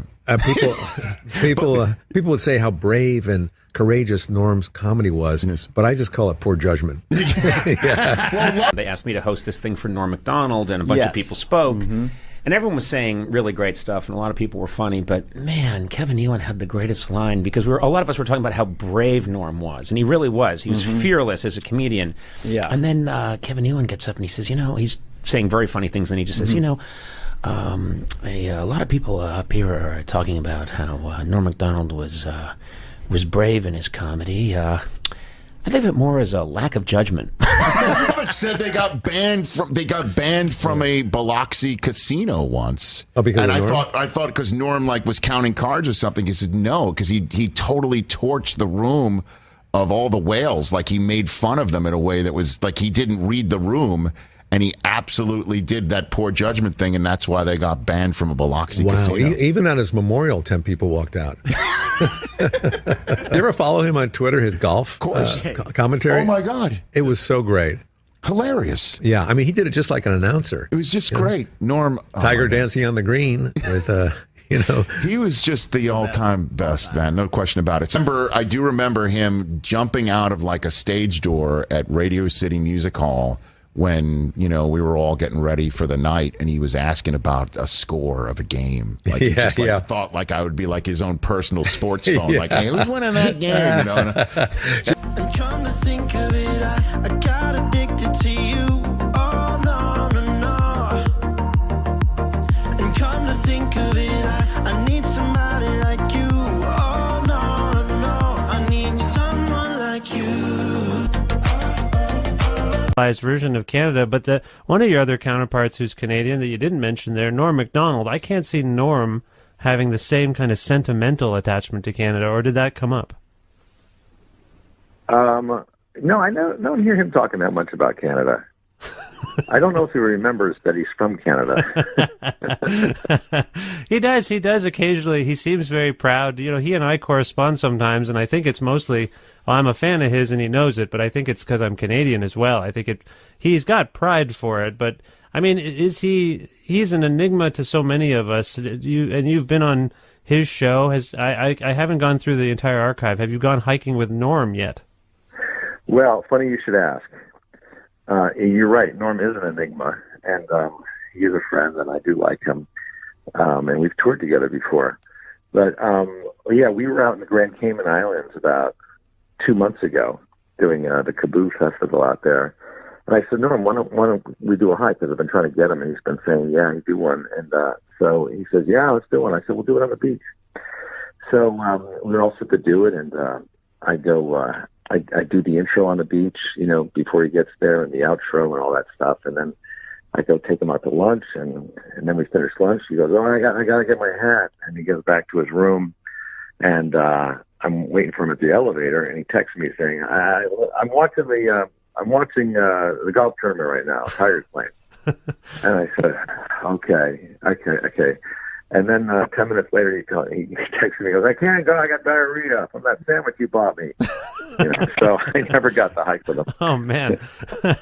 I have a similar sort of story. I mentioned we exchanged messages, and I asked him to be on the show. I've asked him a few times, and he always says, "Certainly." He'll direct message me back, "Certainly." And I'll say, "Okay, when? Give me a day and time," and then nothing. And then he'll write me something about something else. He doesn't, this is a thing with Norm, right? He can't commit to meeting with people, it seems. Yeah, maybe that's it. I don't really know, but he's a funny guy, of course. He's very entertaining, and he is kind of quirky, and he's an enigma, and that's part of the thing that makes him so, I guess, endearing and interesting and, entertaining. So it wasn't a studio crowd-pleasing effect. It was never aimed at the studio audience. It was always aimed just directly at me. What I knew was funny. Last week on Larry King Live, Marlon Brando made the shocking statement that Hollywood is, quote, run by Jews. In response, outraged Jewish organizations made it snow in New York in April.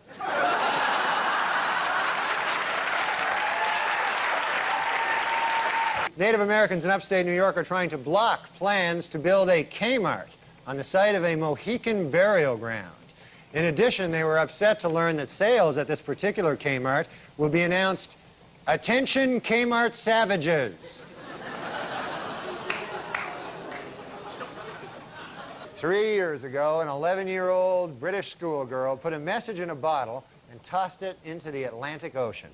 Well, this week, she was astounded to receive a reply from halfway around the world. Sadly, the reply read, "You're 11, what are you wearing?" While in the hospital, Michael Jackson had his room specially decorated with 2 huge photos of Shirley Temple. But don't get the wrong idea here. Michael Jackson is a homosexual pedophile. He is...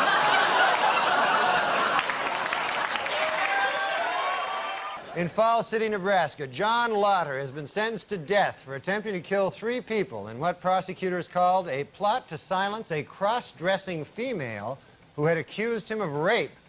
Now, this might strike some viewers as harsh, but I believe everyone involved in this story should die. Brooklyn man crossing an expressway on Monday was hit by at least 10 cars. According to police, the man's body was spread over a 2-block area. Police also reported that various organs were flattened on the road and that his spine had been ripped out of his torso. The man is currently resting in stable condition at St. Mary's Hospital. Frank Sinatra turned 80 this week. Frank Sinatra. And although the singer is said to be suffering from Alzheimer's, he had a typically festive birthday, singing a duet with a hooker and having sex with Tony Bennett. Probably going to end up in Jersey with a meat hook up my ass, but it was a good joke. Here we see the president and the first bitch.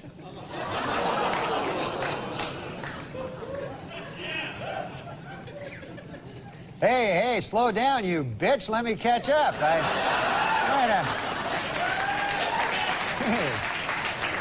In Whitewater news, federal regulators quizzed Hillary Clinton at the White House this week and gave her a perfect score on the lying section. She's a dirty liar. Admitted Brinkley, there was certainly nothing uncreative about the way you moved Vince Foster's body. The president's a murderer. You didn't know that? Thanks, I'm Norm MacDonald, and now the fake news. Well, it is finally official. Murder is legal in the state of California.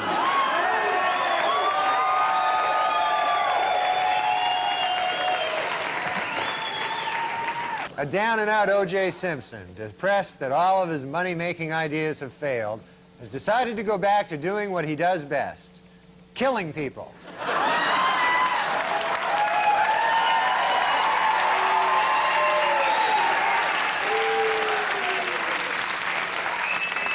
O.J. Simpson was in a different courtroom this week, attempting to regain custody of his 2 children.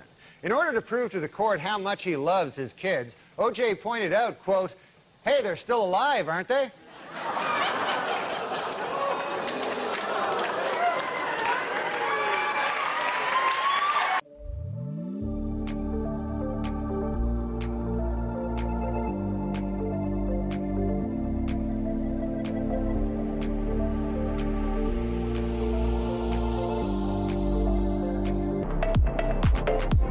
would be more likely to vote if they could send in ballots by mail or if polls were open longer. Also, more women would vote if you were permitted to bake your vote.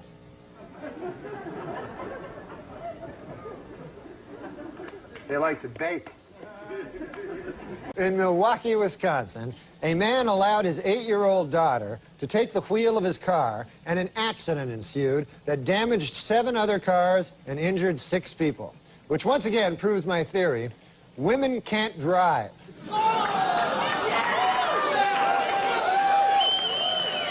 Please note that the percentage in these pie graphs do not add up to 100% because the math was done by a woman.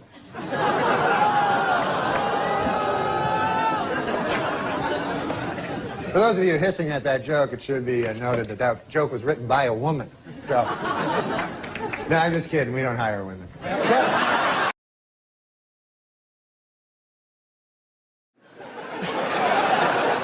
know this grimness. Although my buddy, I did want to say one thing about my buddy Richie, who has a disease, and but it's an interesting disease he has. He has the disease of alcoholism.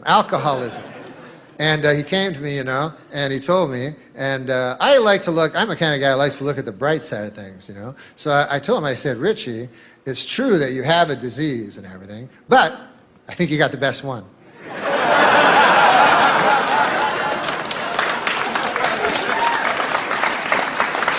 It's the only disease where you get to drink booze all the time.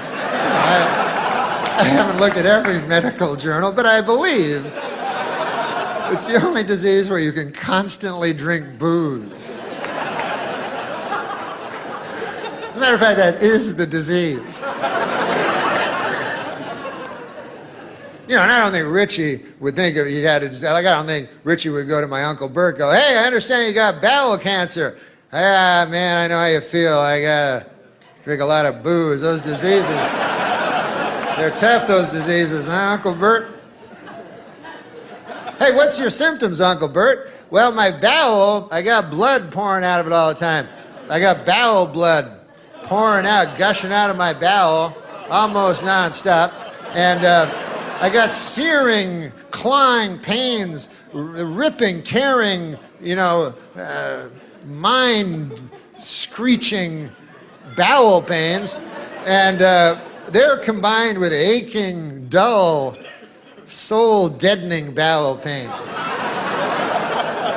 Those are basically my symptoms. How about you? I get happy. And, you know, I tend to be able to talk to people easier, I find.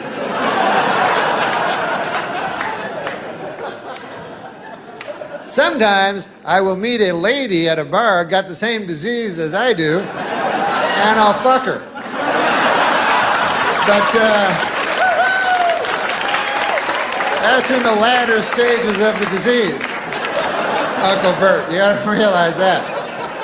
You know what I mean, Uncle Bert? But, no, but listen, man, I don't minimize what he does, though, because he admits that he's an alcoholic and that he's weaker than a bottle, and that ain't easy to do. I couldn't do any of that shit. I'm too proud, you know what I mean? I got too much pride, you know? Like they say in the scriptures, pride goeth before the fall, you know, and he can somehow, you know, it's a very beautiful thing he does. He goes to Alcoholics Anonymous, and he says, right in front of them, he says, you know, he goes in front of a whole room full of people, and he says, I am an alcoholic, you know? Which I know does not sound that anonymous. I didn't name the group, but sounds like the exact opposite of anonymous. Whatever. Like, to me, the alcoholics that, you know, the anonymous alcoholics, to me, would be like you guys. I don't fucking know. I can't tell, you know? But once you tell a whole church basement full of people, your cover's pretty well blown. But anyways, it still requires a lot of... The only thing they seem to be anonymous about, from the way I can gather it, is they won't tell you their last names. Anything else goes, you know? But not the last name. No, no. Sometimes they'll say the first, like they'll go, I am Richie and I am an alcoholic, or the first initial. They'll say, my name is Richie K and I am an alcoholic. Then, anything goes. They're like, one time I remember I was under the influence of the demon rum, and I started punching my newborn in the face.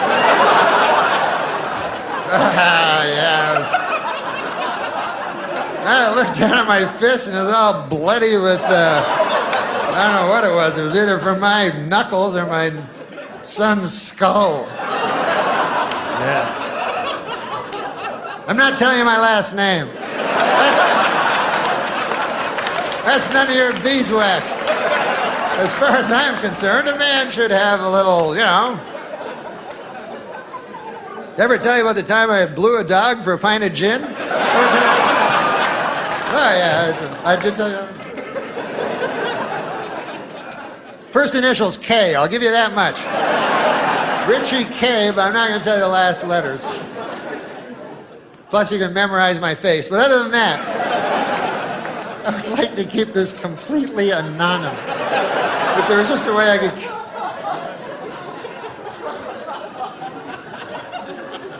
And what better way to keep a secret when you think about it than tell a room full of drunks? That's not going anyplace, As soon as the guy has a relapse, hey, Richie blew a dog for a pint of gin. He told a whole bunch of us. I mean, I understand the dog had some gin. What are you going to do? Oh, yeah. Richie K. You know Richie K?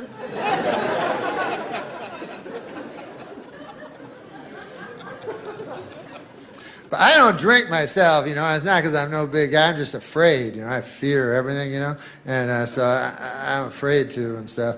But I used to. Now I don't drink. And when you're with people that drink, it doesn't work out. That's why that designated driver thing, I don't think ever worked out. I see ads for it again, like I think they're trying to resurrect that idea. But it's kind of a flawed notion, It's like, hey, Bill, listen.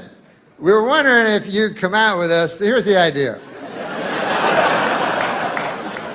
We want to go out and drink. And then we were hoping you'd come with us and not drink. How's that sound to you? We're going to go to a bunch of different bars and drink, and then you come with us and not drink. Also, we're not going to be driving. You're going to pick us up at our different houses, go to a bunch of bars, not drink while we drink, and then drive us all home. How's that sound to you? How's that catch you? I was like, I don't know. What's the catch? It sounds too good. For some sort of...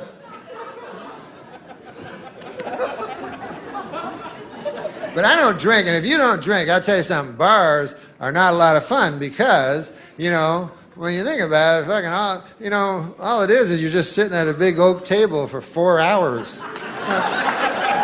That's not fun unless you're drunk. And then everybody else be drinking, you know what I mean? So their fun is going up and up and up, It's rising. Their fun is escalating while your fun is staying exactly the same. And then by the end of the night, you don't even know what the fuck they're laughing about. Just everybody's laughing. And then they start resenting you for it. I've seen that, man. Drunk people do not want a not drunk guy there. I know that. I've been there so many times. It always ends the same. Guy comes up to you and goes, hey, what's the matter with you? Cheer up.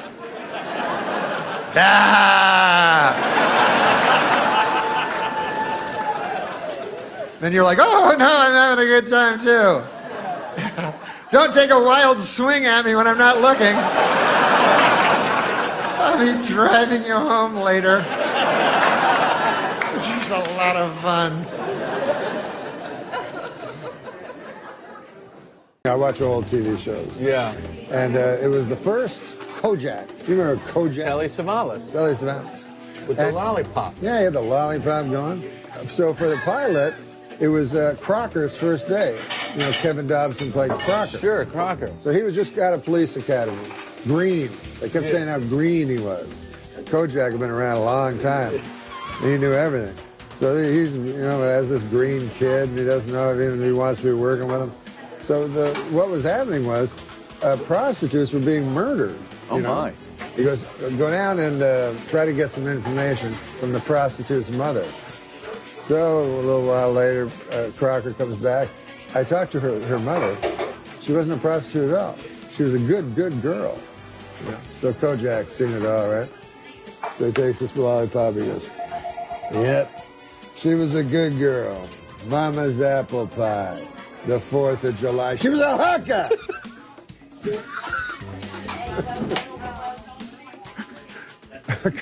Crocker was too green to see it, So that's a funny one. You know what, Norm, you're the most courageous Canadian American who ever lived. Yeah. What, Canadian that American? story is, it was inspiring. Wait, Canadian American? Aren't you Canadian American? What is that? Just how Canadian. politically correct can you be? It's not a derogatory term. Yeah, He's being specific. No, I'm that's Canadian. all. Yeah. Yeah, I'm And Canadian. American. No, I'm not American. Then get out. No, I love this. I was going to say. USA. I was going to say, even if you are just Canadian. No, I love this country more than any other country, including Canada, my homeland.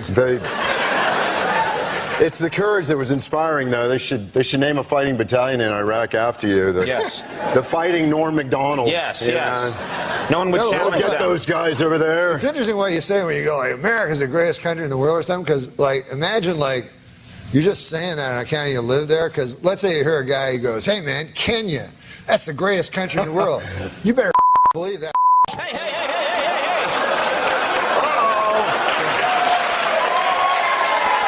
Norm's working blue. This gentleman has a 2,000-acre ranch in Texas. Thanks for coming in. And you've talked with me about this ranch before. Many, many times, but this is a particularly special occasion because I've prepared a little photo journal of the Jake Short Ranch in Bandera County, Texas. That's a windmill. It does not, in fact, pump water, but it's pretty. I think everybody can enjoy, again, sturdy steel structure. That's... You ever tilt at it? What's tilt at the windmill? Yeah, I thought that's what you did to them. Wait, do you know Robert Duvall? I do. Norm, you're killing my flow here. I'm sorry. Straight to the heart. I went a long time acting like I wasn't broken apart by you.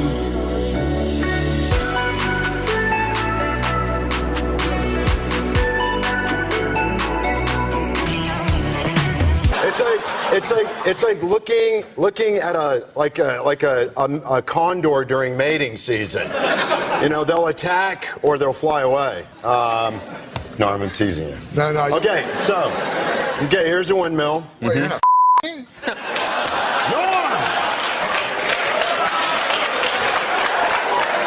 You're too often to attack and fly away. I love you. Let's bump the pit bull. Was Jake Short the character in Open Range? Norm, when's the Prozac going to kick in? I'm sorry. I just like your career. I love you. No, I wasn't in Open Range. Oh, you weren't? I'm sorry. No, Broken Trail. Oh, Where are we, Jeff, on time? Broken Trail. Okay. What's that? Oh, wait, but there's more. Let me finish real quick. Oh, how about this? College freshman Scott Damerow, Larry, set a new world record by using his head to bust 142 eggs, and he now officially holds a place in the Guinness Book of fucking retards.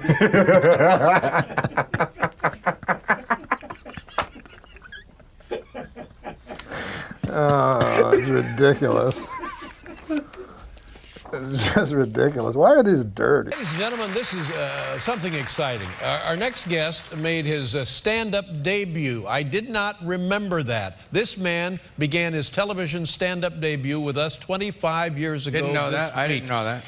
Very talented actor. Nobody funnier. Ladies and gentlemen, Norm MacDonald.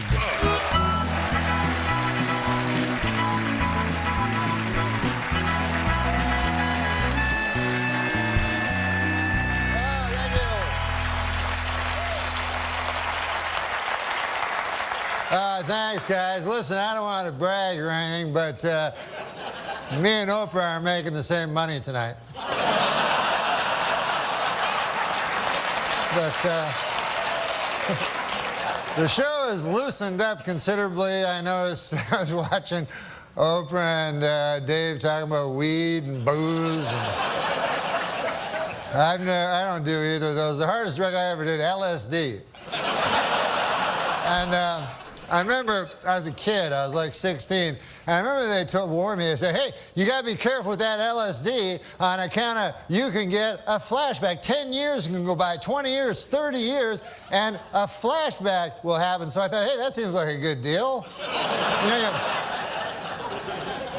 You tell me I buy a drug for $5, I eat it, I get high, and then 20 years later I get high again?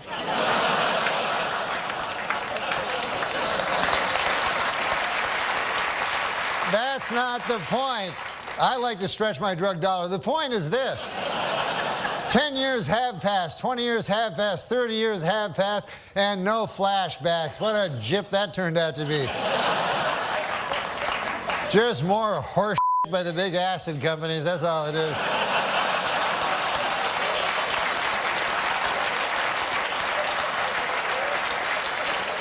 But I can't believe it's been a quarter century since I made my television debut. It was all different back then.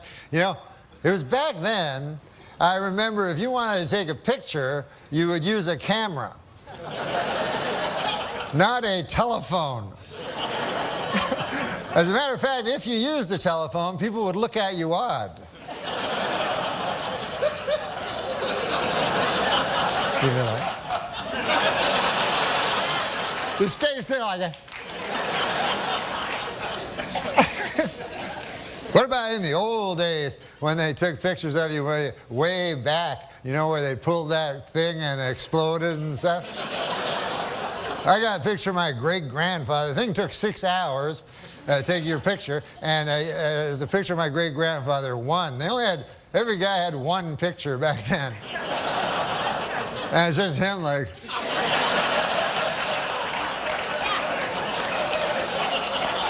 I gotta get back, feed them hogs. Who's gonna feed the hogs? Somebody gotta feed them hogs. Now, in the future, of course, it'll be different. 50 years from now, people will be going like, hey, you want to see 100,000 pictures of my great-grandfather?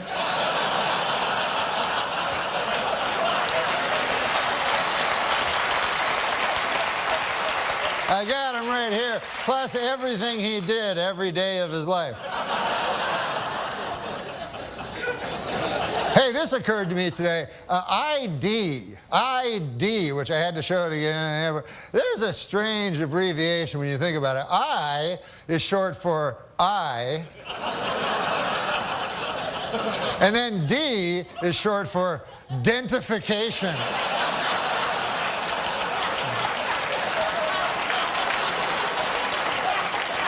They could have split that one up a little better, you know? But I watch the TV, I watch the news, make you afraid, the news, you know? Put all these stories on, Iraq, Iran, North Korea, you know, try to scare you, you know? But does it ever really scare you?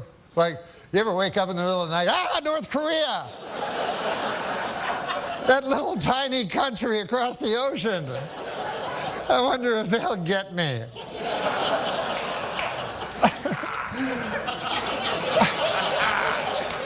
Plus, didn't MASH settle that like 20 years ago? Why'd I have to watch that stupid show? There is one country that worries me, though. Not Iraq, not Iran, not North Korea. The only country that really worries me is the country of Germany. I don't know if you guys are history buffs or not, but...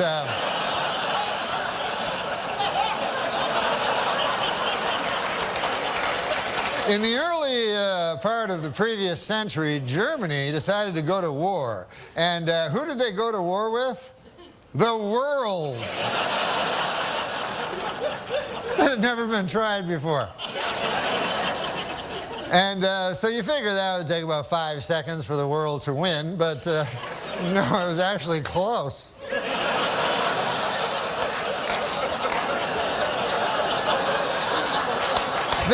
then about 30 years pass, and Germany decides again to go to war, and again it chooses as its enemy the world. And this time they have that guy, Schrankly, Crankly, that guy, and I'm not even going to dignify him by saying his name, but I think you know what I'm talking about.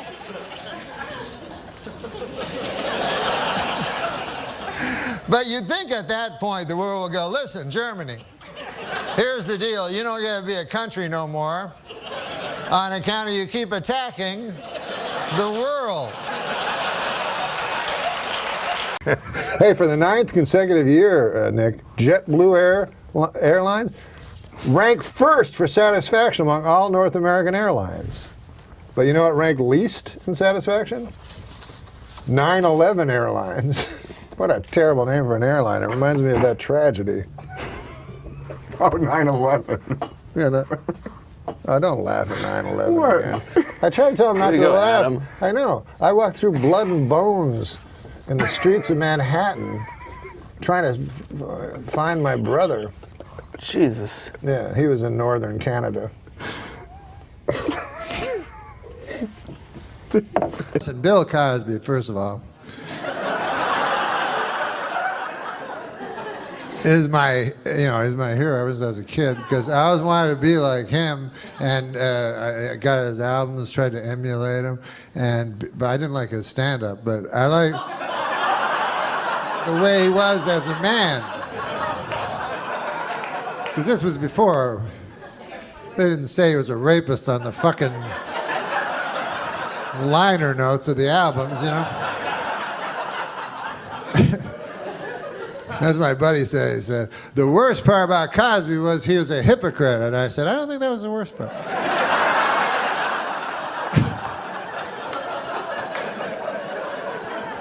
To me, the worst part was the raping. Way up high. And then the second would be the drugging. And then the third would be the scheming. But anyways, hypocrisy would be way fucking down the line, you know, like on the 4th page or some shit. Like, I'm no expert, but I think probably most rapists are hypocrites. You know what I mean? You don't meet a lot of guys go, I like to rape, I don't give a fuck. I know it's not a politically correct thing to say, but I like raping. Go, goddamn, at least he's not a hypocrite. That's the worst. That's the worst part of it. But he, imagine you're a girl. Some of you will be easier. No, imagine you're a girl. You're in a gift shop in Vegas or some shit. You go, I'm gonna buy this snow globe for my. Oh, it's the most famous guy ever, Cosby. You know, Cosby's there, and he's like, "You want to go to my room? It's the biggest room ever." And so you go, "Yeah, of course I want to go to your room. Biggest star ever, biggest room ever. What the fuck? You don't have to be a girl. You fucking go." And then you go up, and then you're like, fuck, look at this. I've never seen... And he's like, you want a glass of water? You go, yes, that would be nice. And then you go, why is it purple? Why is it fizzing? Like in a monster movie. Just drink it. It's famous people water. And drink, and everything goes fucking crazy and shit. And they come out of it, they're like, what the fuck? I was just in the gift shop. What is that? Cosby cock?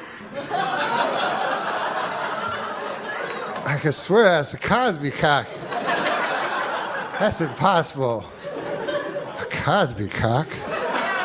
Why would there be a Cosby cock in my face? Wait a second, I remember. I'll call for help. Hypocrisy! A man committed hypocrisy on me in room 10304-204. There's too many numbers in the hotel room. In my opinion, if you're going to fight the war on terror, a good place to start would be this nation's haunted houses. I I've never asked you this before, and we've been good friends for many years. Ah. Okay, I made that up. But No. We haven't? no, we're friends. We're good friends. But I don't know what your...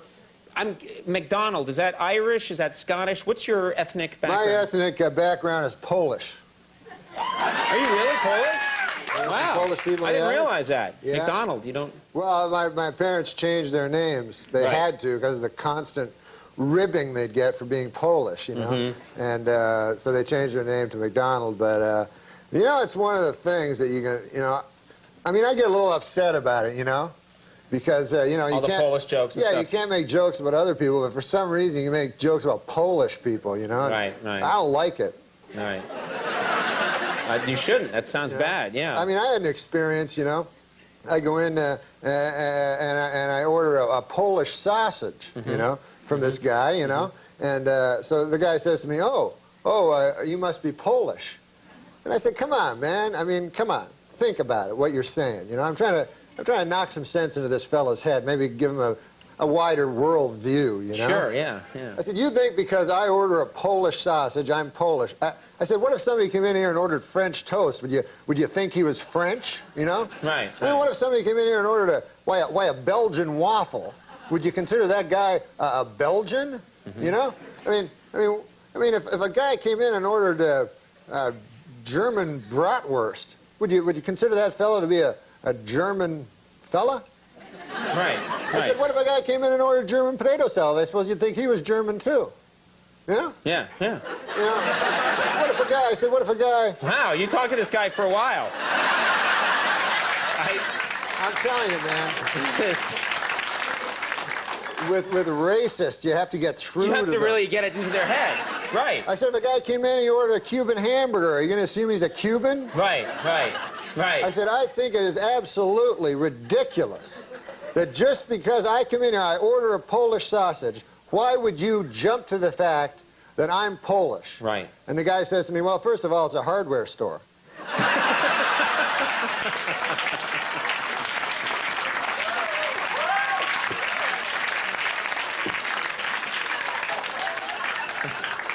And you hate Polish jokes, don't you? You just hate them. No, I think they're disgusting. What are you, retarded? So I know you're not retarded, but what are you, Down syndrome? A new study found that men with beards are more attractive than men without beards. More great work from the University of Bob Seger. Enough of this grimness. Although my buddy, I did want to say one thing about my buddy Richie, who has a disease, and but it's an interesting disease he has. He has the disease of alcoholism. And he came to me, you know, and he told me, and I like to look, I'm the kind of guy who likes to look at the bright side of things, you know. So I told him, I said, Richie, it's true that you have a disease and everything, but I think you got the best one.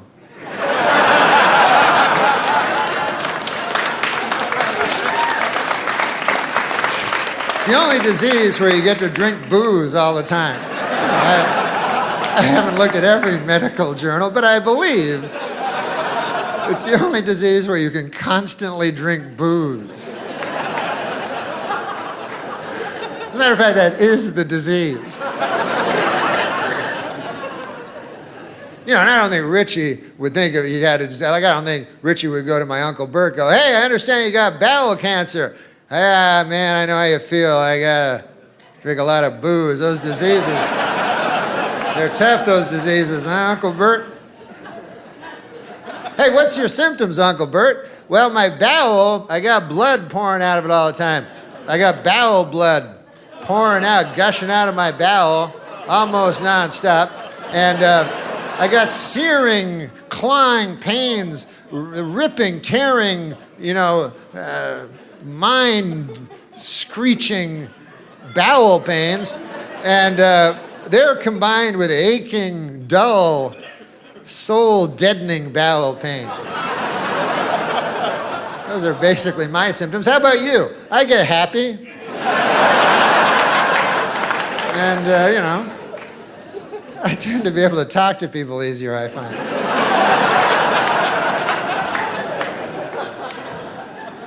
Sometimes I will meet a lady at a bar, got the same disease as I do, and I'll fuck her.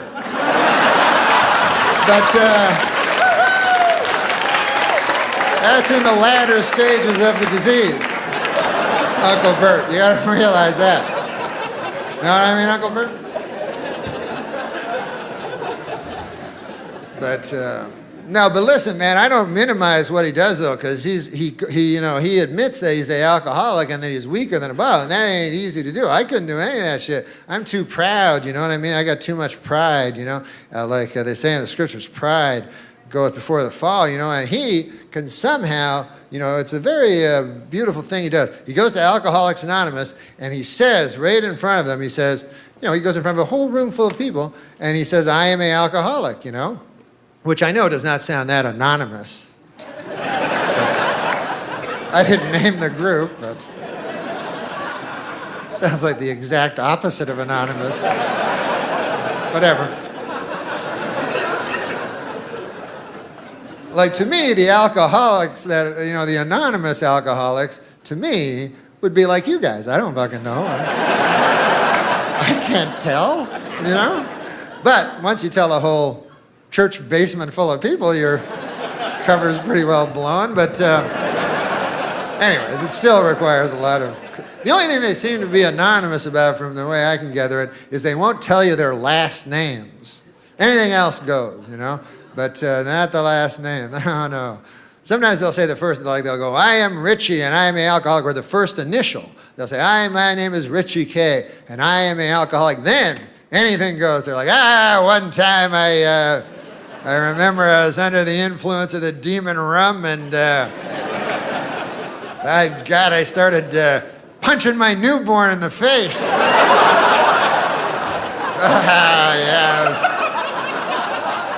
I looked down at my fist and it was all bloody with, I don't know what it was. It was either from my knuckles or my son's skull.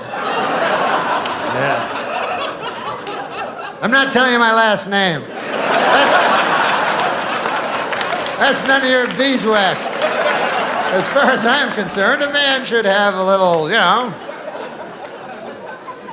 Did I ever tell you about the time I blew a dog for a pint of gin? Oh, yeah, I did tell you that. First initial's K, I'll give you that much. Richie K, but I'm not going to tell you the last letters. Plus, you can memorize my face. But other than that, I would like to keep this completely anonymous. If there was just a way I could...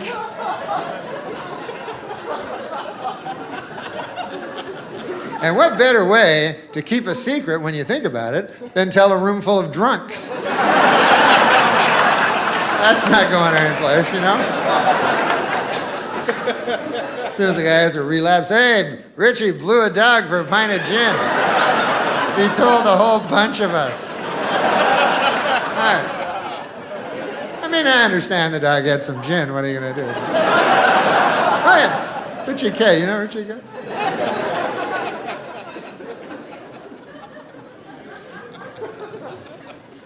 And in court this week, Cato Kalin testified that O.J. Simpson did not appear angry before or after the period of his wife's murder. But Kalin admitted he could have been a touch edgy while he was actually murdering her. Might have been a Labor Department study shows that the number of temporary workers rose to 2 million in 1994. And that study doesn't even include the most temporary of the temporarily unemployed, Cato Kalin. Yesterday on Rivera Live, Cato Kalin made the startling admission that he now thinks O.J. Simpson is guilty, although authorities suspect this may just be part of an attempt by Cato to crash at Fred Goldman's place for a while.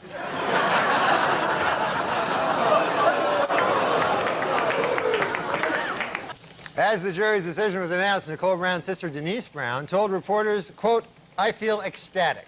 While Johnny Cochran said, quote, I accept the verdict and now we must move on. Meanwhile, Cato Kalin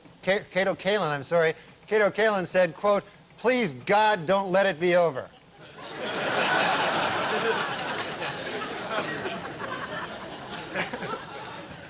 Wednesday on CBS's This Morning program, correspondent Eleanor Mondale went toy shopping with Cato Kalin. According to producers, it was part of a new segment on the show called Let's Punish the Audience.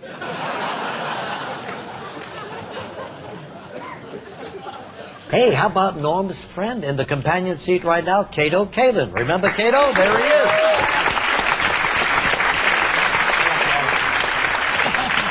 How long have you known Kato? Kato, I know him about 15 years. How did you meet Kato? Well, he lives in his house. Kato, Norm actually Kato. crashes on my couch. Yeah. Kato, you got to get your own place. Got it, Alan. Got it. How did you meet Norm? Actually, through sports many years ago. Up in Canada? Tennis and golf. Didn't know you I've played. been around for a while there, Regis. Yeah. Didn't know you played tennis and golf. Oh, yeah, so- yeah. Good. As a matter of fact, my charity today is the Palm Beach Tennis and Golf Resort. Oh,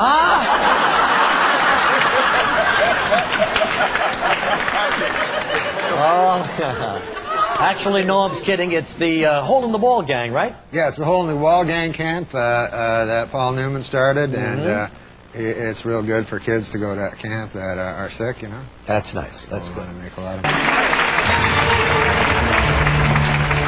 Kato's very happy for you. Kato's a good man. He's Because thrilled Joy for has you. her hand in my lap. Joy has her hand in Kato's lap. Hooray! Dynamite so far. Kato's very proud of you. He's a good man. $300. By the way, Kato and I, I like the ladies. You know what I'm saying? You and Kato like to... He's just a guy, I know. That's all I'm trying to say. We all have our own thoughts about that. I can't believe you were bullied by Norm Macdonald. Why don't you believe that? Because Norm is just like the unicorn. Like nobody really has conversations with Norm, let alone. He would kind of, I'm going to kick your ass, Fred. No, not threaten to beat me Me and up. Billy Joe Shaver. not threaten to beat me up, but just kind of like, teasing you a lot. I know you're at the end, but him and Kato were friends, and they would just be Him and who? assholes. Kato Kalin, the biggest piece of shit. So You Kato didn't watch the Kalin. whole Artie thing. We talked about it. No, yeah. I didn't. I fell asleep. It was on late. That's not because you were boring. I mean, him and Norm were best friends. He was Norm's lifeline. hey, or something. Kato Kalin. They were friends. So and they would Kato play Kalin tennis. would heckle you too?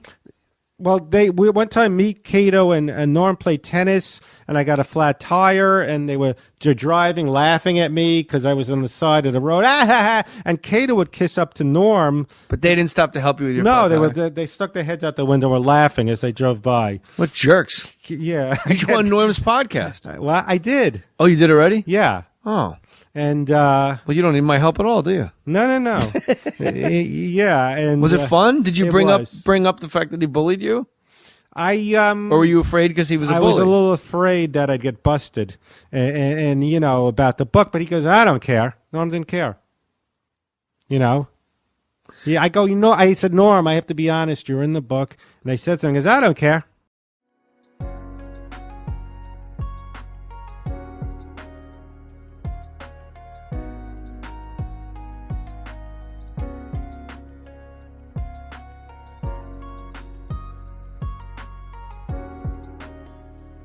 Sam, who was Norm's best friend the second season of the Norm Show? Kato Kalin. You're kidding! I spent an entire year with Kato Kalin. I know stuff about Kato Kalin. Norm, Kato befriended Norm. I can't even get into this whole thing. So we do, the Norm Show was 2 seasons, all right? Right. And we shoot the first season of the shit's picked up. In the meantime, Norm is living in L.A.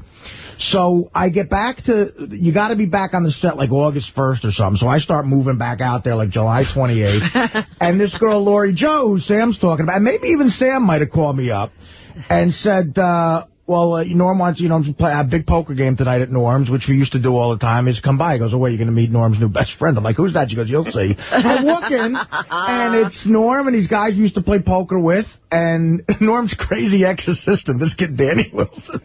And Kato Kalin. Like one of the main characters in the biggest trial of the century. Well, Ralph is the Kato Kalin. I mean, Ralph It's amazing the parallel. It's a type of guy. It's like he's the poor man's Kato. No, I mean, yeah. Poor man, you're rich. You got more money than OJ. No, Ralph's the poor man's Kato Kalin. But can I just say something about Ralph? There's such a level of entitlement where he always says, I don't feel entitled. But, like, he'll go to Sam's house, and you would think being in the guest house and having access to servants or whatever would be enough. He was out there one time a couple times ago, and if I have the cars wrong, tell me, Sam, but I guess the Bentley was parked in front and the Mercedes was parked behind, and Sam left the keys to the Mercedes for Ralph so Ralph could go around and do what he wanted. And somehow Ralph talked the help into giving him the keys and moving it so he could drive the Bentley. But you got it. Like, the Mercedes wasn't enough, the Bentley was what he needed to be. These guys are great at doing it, and L.A.'s filled with now. Well, Cato did that whole season, like, systematically. By week 15, Cato was on the show. Yeah. Cato got onto the Norm show. Cato was looking for a job out of it. He had he gets kind of passed around too, because there was a writer producer, Kevin Curran. I think he's on The Simpsons now. Yeah. He used to be on Married with Children, and the first time I met Cato was after the O.J. trial, and he was hanging out with Kevin Curran. But he was like in my life. Like, I would go to work, and Cato would be, whether he had to work or not, he was at rehearsal. And what did Norm get out of it? Well, Norm just said, hey, look, he's a good guy. And, like, we would all go, like, I don't know what's... So Norm got so friendly with him that every once in a while we go to this tennis club by Warner Brothers. All right. And we play doubles tennis. And Norm and Cato always had to be a team. It became, like, the 4th fucking grade. So me and one of the other writers would always play Norm and Cato in tennis. And I would tell the writer, I said, listen, if we lose to these motherfuckers, I'm gonna tear Cato's head off. Because if they got a point, and Norm is so competitive, you want to strangle him. Right. If they got a point, man, Cato would go like, Howie. And you just feel like going, you murdering fuck, you killed a woman, you helped kill a woman. Like, Cato didn't have anything to do with murdering a woman. Well, I felt like saying that to him. Oh. But you know, he would make you live it and red with anger, and like Norm and him were just the best of buddies for a year, like he had his...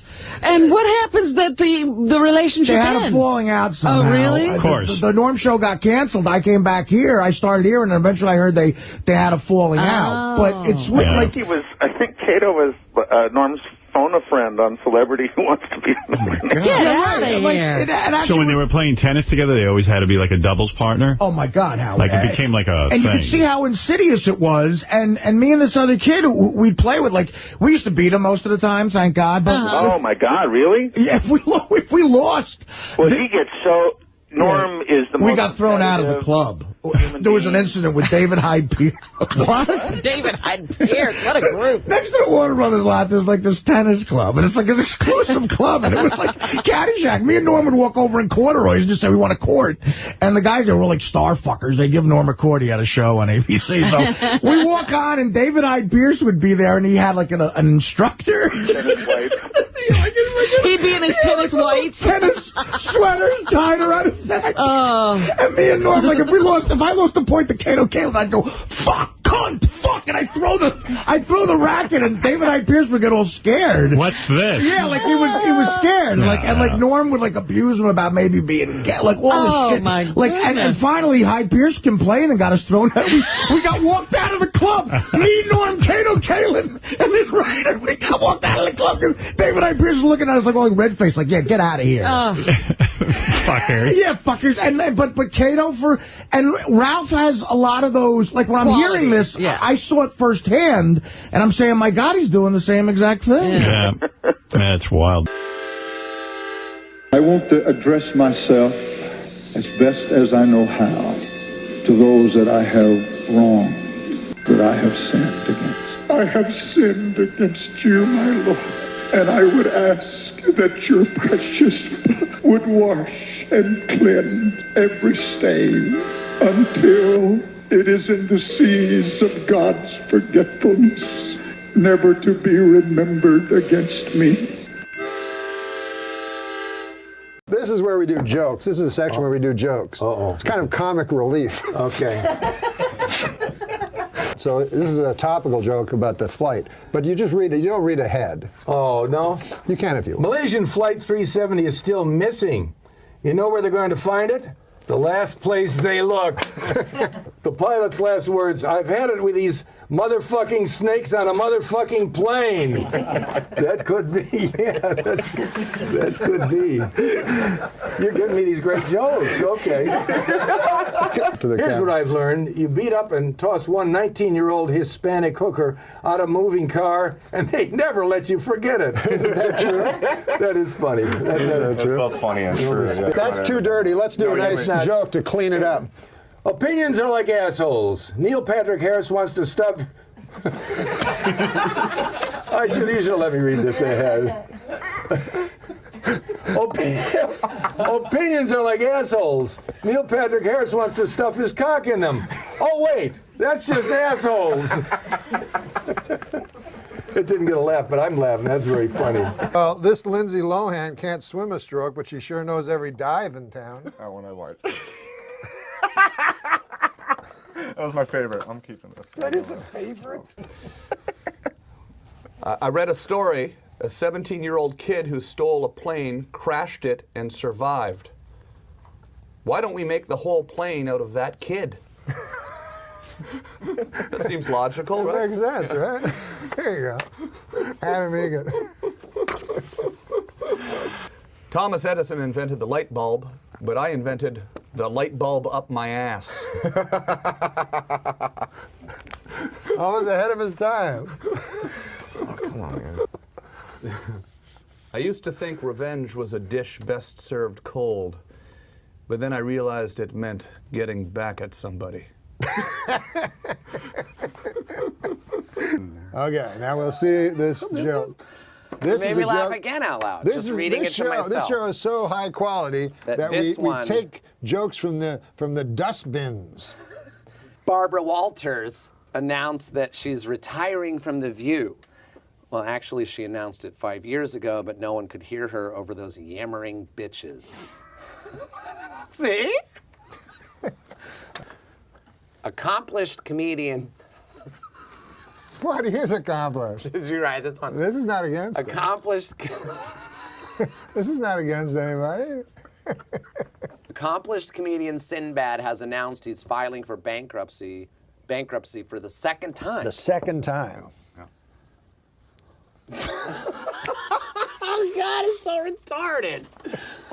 Sounds like things have gone from sin bad to sin worse. A Florida University student was caught streaking on campus and apparently told police he was on acid and asked them to cut his dick off. Boy, these kids today are crazy. In my day, we didn't need drugs. We would just cut our own dicks off. Yeah, you didn't need no fucking acid and shit. That's a good one. I think my doctor might be retarded. Why? His name is Dr. Retardo. Oh. It's a good chance. One of the most popular documentaries on Netflix.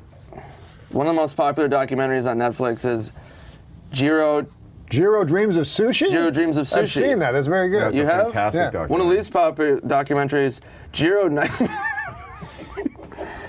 Nightmares of Acid. Oh, yeah. Yeah.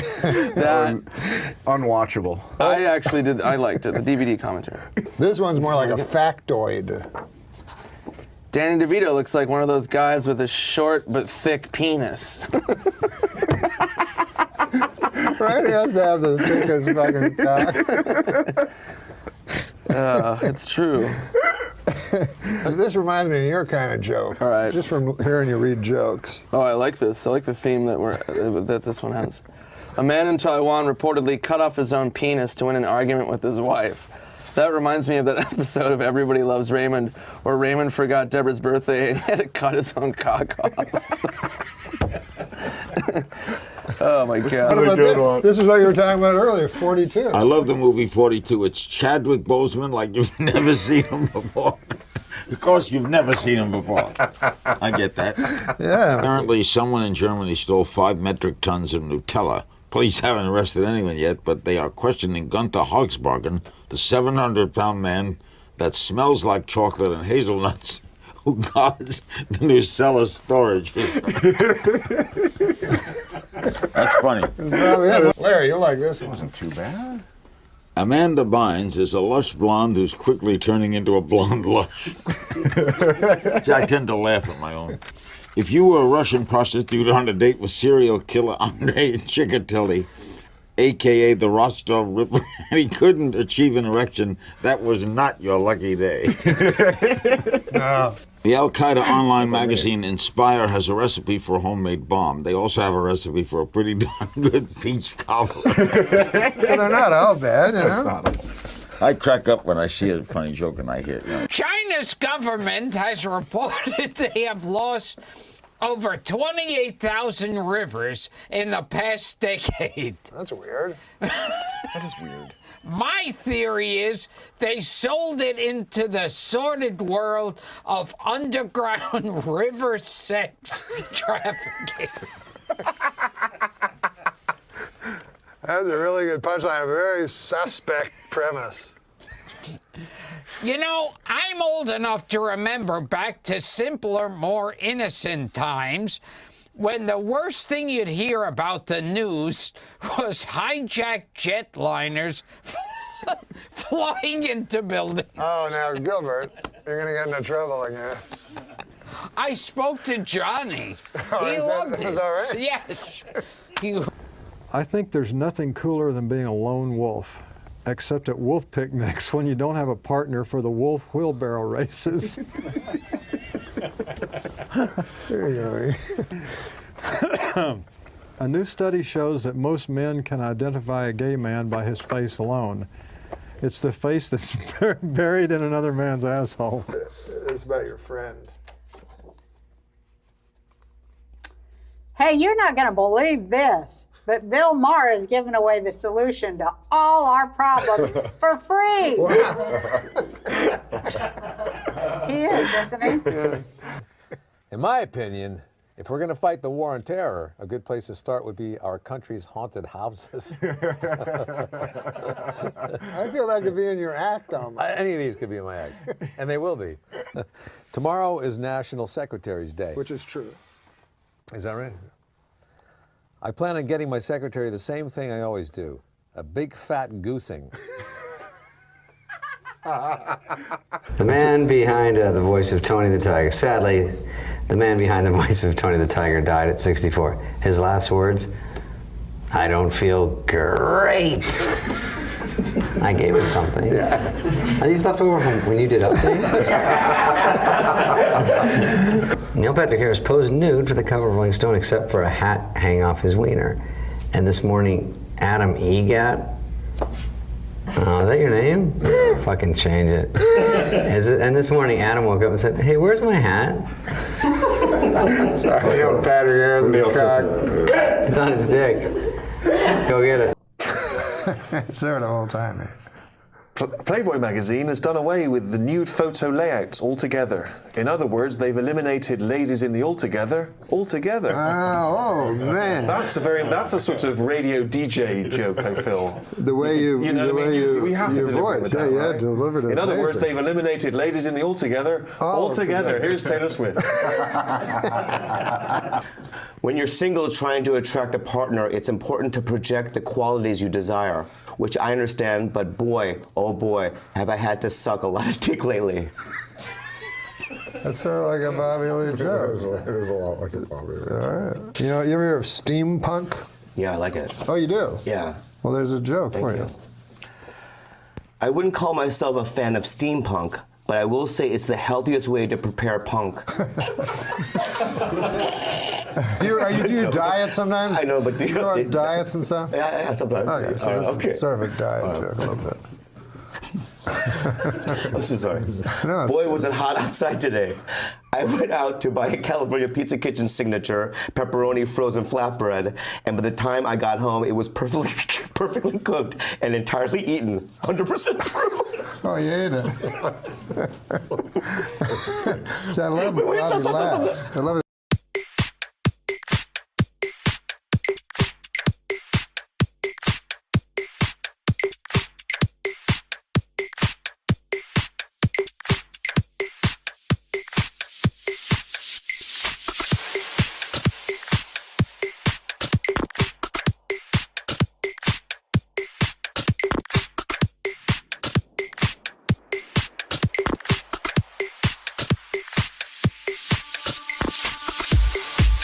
I was watching on YouTube today, you going on Letterman. Well, I don't know. YouTube's fun, man. Yeah. It was. You know what I'm listening to now, that Tommy? I'm listening to audio tapes of Lyndon Johnson.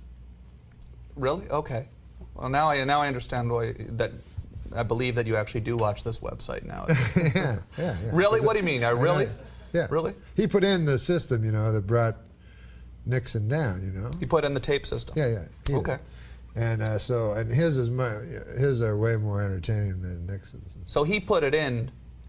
That's kind of interesting. That sounds like kind of what you build a system to record. He did that obviously, so he was very aware that it was there. Yeah. So he was sort of almost doing a radio show. He did what you do. He was Rupert Pupkin. Lyndon Johnson was Rupert. Yeah. So what are you? So the funny ones were sometimes they're really funny. Just like the Nixon ones, the funniest ones are when there's all these Nixon tapes that you can listen to in the Library of Congress that have nothing to do with Watergate. They're way the fuck funnier. Like it's just Nixon talking about his wife and shit. And like one time his in-laws are coming, he's like, I think I'll go stay at Blair House. I don't like that lady with her cooking. And you're like, oh, it's weird, it's the president. How many hours of these tapes have you listened I've listened to a lot of them. But the Johnson ones are the funniest. So anyways, you probably didn't know this. I never fucking knew this. And the guy from the New York Times may or may not have. Anyway, look at Sam. He's gone. He's checking his watch, going, "What's the Simpsons made so far?" Anyways, doing a little Rickles. Yeah. So, anyways, what was I talking about? The Lyndon Johnson tapes. Yeah. So this I didn't know this. Lyndon Johnson, he's wins his election, right? He's way ahead in the polls, like a week before the elections come. And his chief of staff, they have a party, because they're so happy, because next week they're going to be president again for 4 more years. So they have a big party at the White House, and his chief of staff goes across the street to a YMCA and blows a dude. Wait a minute. So the next day... Take my jacket off here. This is ridiculous. What happened here? Yeah, that's what happened. Say that again. Okay, so Lyndon Johnson, right? Yeah. He's going to win. Yeah. He's, he knows he's going to win. He's way ahead in the polls, as long as nothing crazy happens, right? So he goes, hey, let's have a little party, a week left, We're going to win easily unless some crazy thing happens, And so they're having the party and everything. But how did anyone find out about the chief of dude staff getting blown? Because the chief of staff, well, listen, if you go into a Y and blow a guy... Right, but you never know. But it just came out. Did this actually come out in the press? Yeah, like they had a sting operation. And is this on the tapes? Is this on the tapes? It was funny because it was in the old days, so the press couldn't say that, So they had to say it in language that the audience didn't even kind of understand. They go like he was caught in a somewhat compromising situation in a young man's Christians association, and people, old farmers, would go, well, wonder what happened there. So they wouldn't come. So I think that helped them, but the conversations with Lyndon Johnson are hilarious because he goes, he's just talking to his friends, and it's this longtime guy that he didn't know was gay, and he's like, my golly, I could never have figured that for Bob. I've known Bob 30 years, and he goes, I'd quicker say I was a fruit than him. Really? On the tape? On the tape, yeah. Where did you get the tape? Where did you? Lyndon Johnson said that. Where did you get the tapes? And then he goes, and then the funniest thing is he phones J. Edgar Hoover, who he knows is gay, right? But he's like real powerful and everything, right? J. Edgar Hoover was gay. Yeah, like, he was a transvestite and he'd have dudes over. And... Is this true? Or? Yeah, no, that's fairly well documented. I know I'm it was outing him. I know Perez Hilton over here. I know people.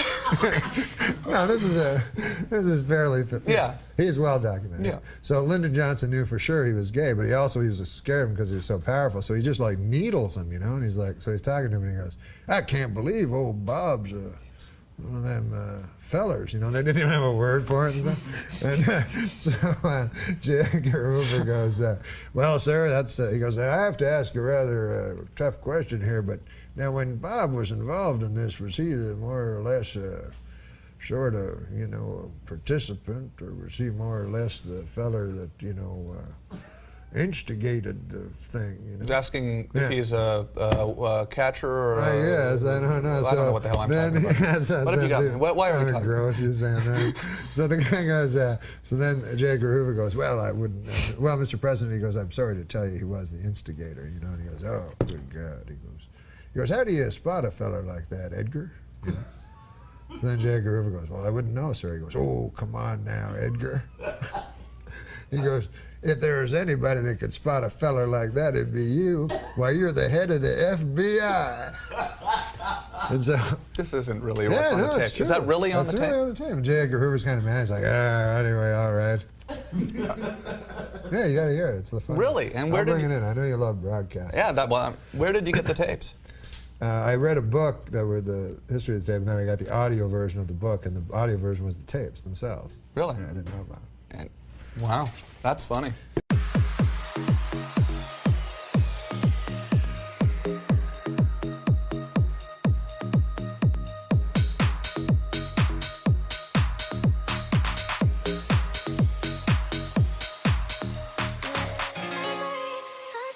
I'm sorry about me. I can be a bit complicated. So